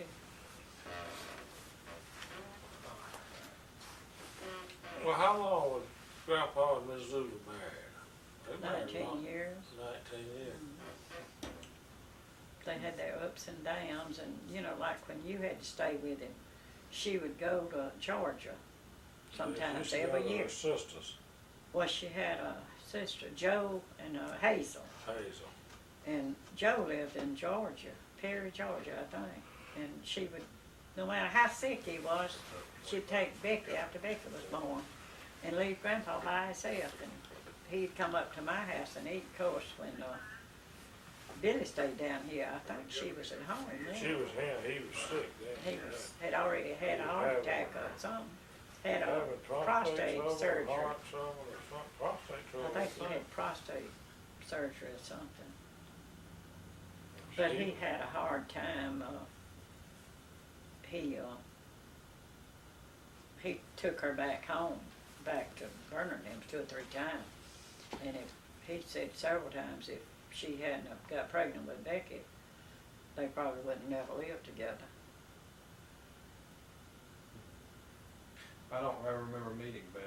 I've heard a little about her. She works at the Greenville Bank and lives in, I'm sure it's Philip's house where Miss Zula lived, right there in town. But I have not seen her, and if she had cared anything in the world about Grady, she would have come to see him sometime, but she didn't.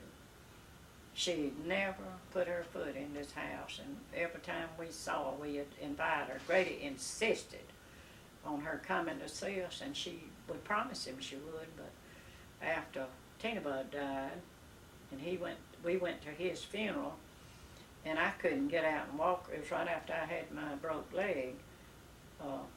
We had to park on one side of the cemetery and walk across to where his funeral was, and you probably went. I sat in the car, and Grady begged her to go across there and talk to me, see me, that I'd like to see her. And he said the only way he got to see her was Maurette caught her by the coattail and helped her. You know, just made her I saw stop. her last Sunday, I believe I saw her at Walmart. Did she know you? Yes, she'll speak to me. Well, Charlie said when he goes in the bank, she's very cold, but she'll talk. She speaks to me. See, her and I've Charlie's seen the same age, but, her- I've seen her at church. She goes to church some. well, I said Grandpa had been dead a long time, and if she has ever, and it's her daddy, he's her daddy, she ain't never put a flower on that cemetery in all these years, on his grave. And I said she might hate to, cause we always got some on there, and she don't wanna be, you know, going over us or anything, but it's her daddy, it ain't my daddy. But I know Barbara went sometime last year and bought, I didn't tell her to, she just done it 'cause she wanted to, and she brought some flowers for Grady's grave, and bought them from that place down at Planters, and they was $22 a half, and I said, Barbara, let me pay you for them. No, I wanna do it. But I said, if Becky wanted to, you know, it wouldn't bother us for her to put flowers on his grave.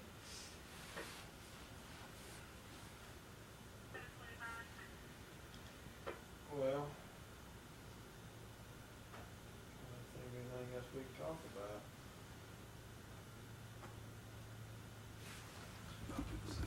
Your mama was an only child, Mm-hmm. and Granddaddy Rogers, Omer Rogers, he had what, 8 brothers and sisters? 8 or 9 of them? Not that many, but he had How many of them did you know? Ed and Herb and Aubrey and Henry and Uncle Hub. I guess that was 5 brothers. And Aunt Maud and Aunt Cora and Aunt Belle, 3 sisters. Well, there was another one that died, Ida. I didn't ever know her. Did you know all the rest of his brothers and sisters? Mm-hmm. I knew his 3 sisters. I knew his 3 sisters. I knew them all pretty well, but then I didn't know his brothers, but just sort of knew of them. Did you know Mr. Omer's father, Granddaddy Omer's father, He died, I think. or his mother? I knew his mother. What was she like? Well, she was like grouchy to me. She was old when I knew her, you know, when me and Grady married. She was the type person that at that time she must have been, when I first knew her, she had to be 75, 80 years old. Like Granny Campbell, like I remember, you remember her, Yeah. like I remember Granny Campbell. Well, I remember she would come to my house and stay a week or 2. Granny Rogers would, with me and Grady. And when we married, she gave me a teapot, that pretty teapot, orange color. It's on the dining room mantelpiece. It was something she'd had for years, but she gave me that teapot for a wedding present, and some knives and forks and spoons. It was William Rogers stuff, and somehow or another I threw them away. The young played with them or something because they wasn't worth nothing. And I've got a little old ladle thing that was some kind of silver stuff. I used to put it in my cranberry sauce, you know, it was about to fit a slice of cranberry sauce or a slice of tomato, and a butter knife and a sugar spoon. And she took the cream pitcher and the sugar dish that matched the teapot I had and give it to Aunt Maud. And the next time you'd go down there, if you didn't wash her, Aunt Maud and them said she never got nothing of mine. She would get that from Aunt Maud and go take it to Aunt Belle, you know. But this little butter knife is, you know, it's some kind of William Rogers stuff, and the sugar spoon has got an S on it, but she was a Cersei.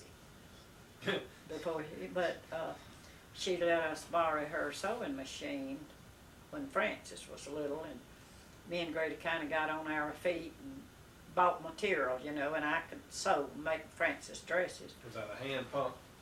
No, it was pedal with your foot. That's what I meant. And time I got interested in sewing, she wanted her machine back. You know, she was an Indian giver, but she was you know, like. Whatever happened to that old peddling machine you had? You It used was to sew- Granny Buell's, it used to be, I don't know, they must have thrown it away when they tore that you house used to down. sew on Used to, you know, it had a yeah, cover over it, yeah. like, this was, that one that was greatest, Mama's was, white or something, it wasn't a singer. But it had a wooden cover and it used to, you know, after it got where it wasn't so, it was out there in that old house when it was so ragged. Did you know Abigail Safroni, Safroni? Nick, Yeah. did you know her? she thumped me on the head with a thimble a lot of times to us.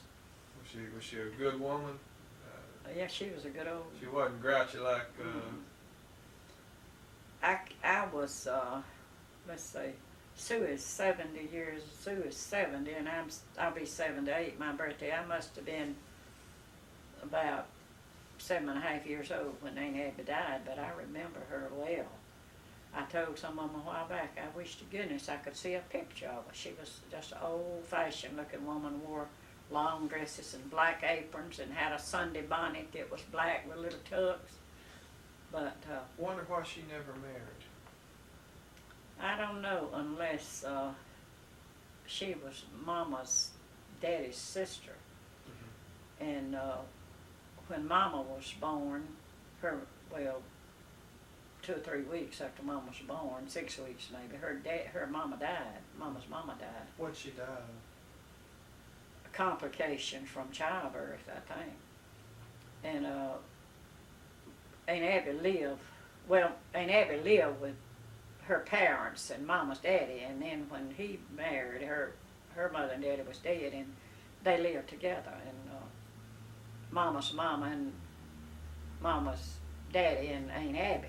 And then when Mama was born and died, Aunt Abby lived with Grandpa and Mama and raised Mama, see.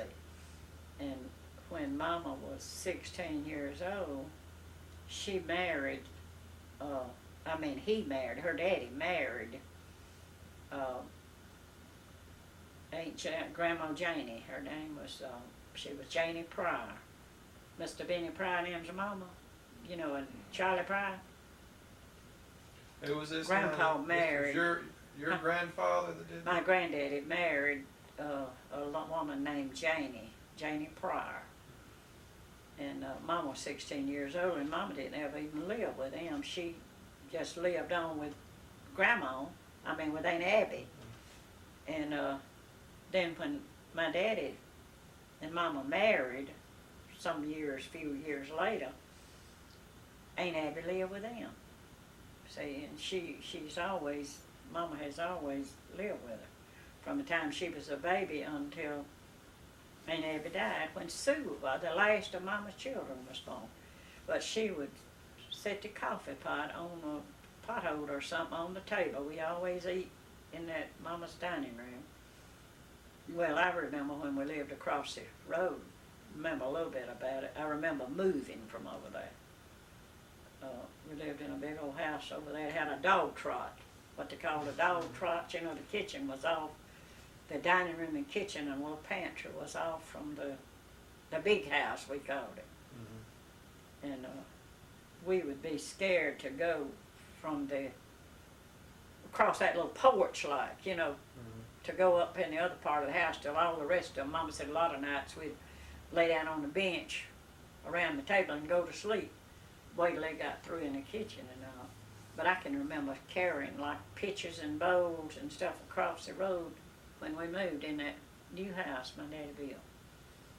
But Aunt Abby would help Mama cook, and when she died from a broke hip. Sue was the baby, just beginning to walk, and Mama's doorsteps must be 12 doorsteps, Bunch of them on at the least back. 12 or 15 back doorsteps.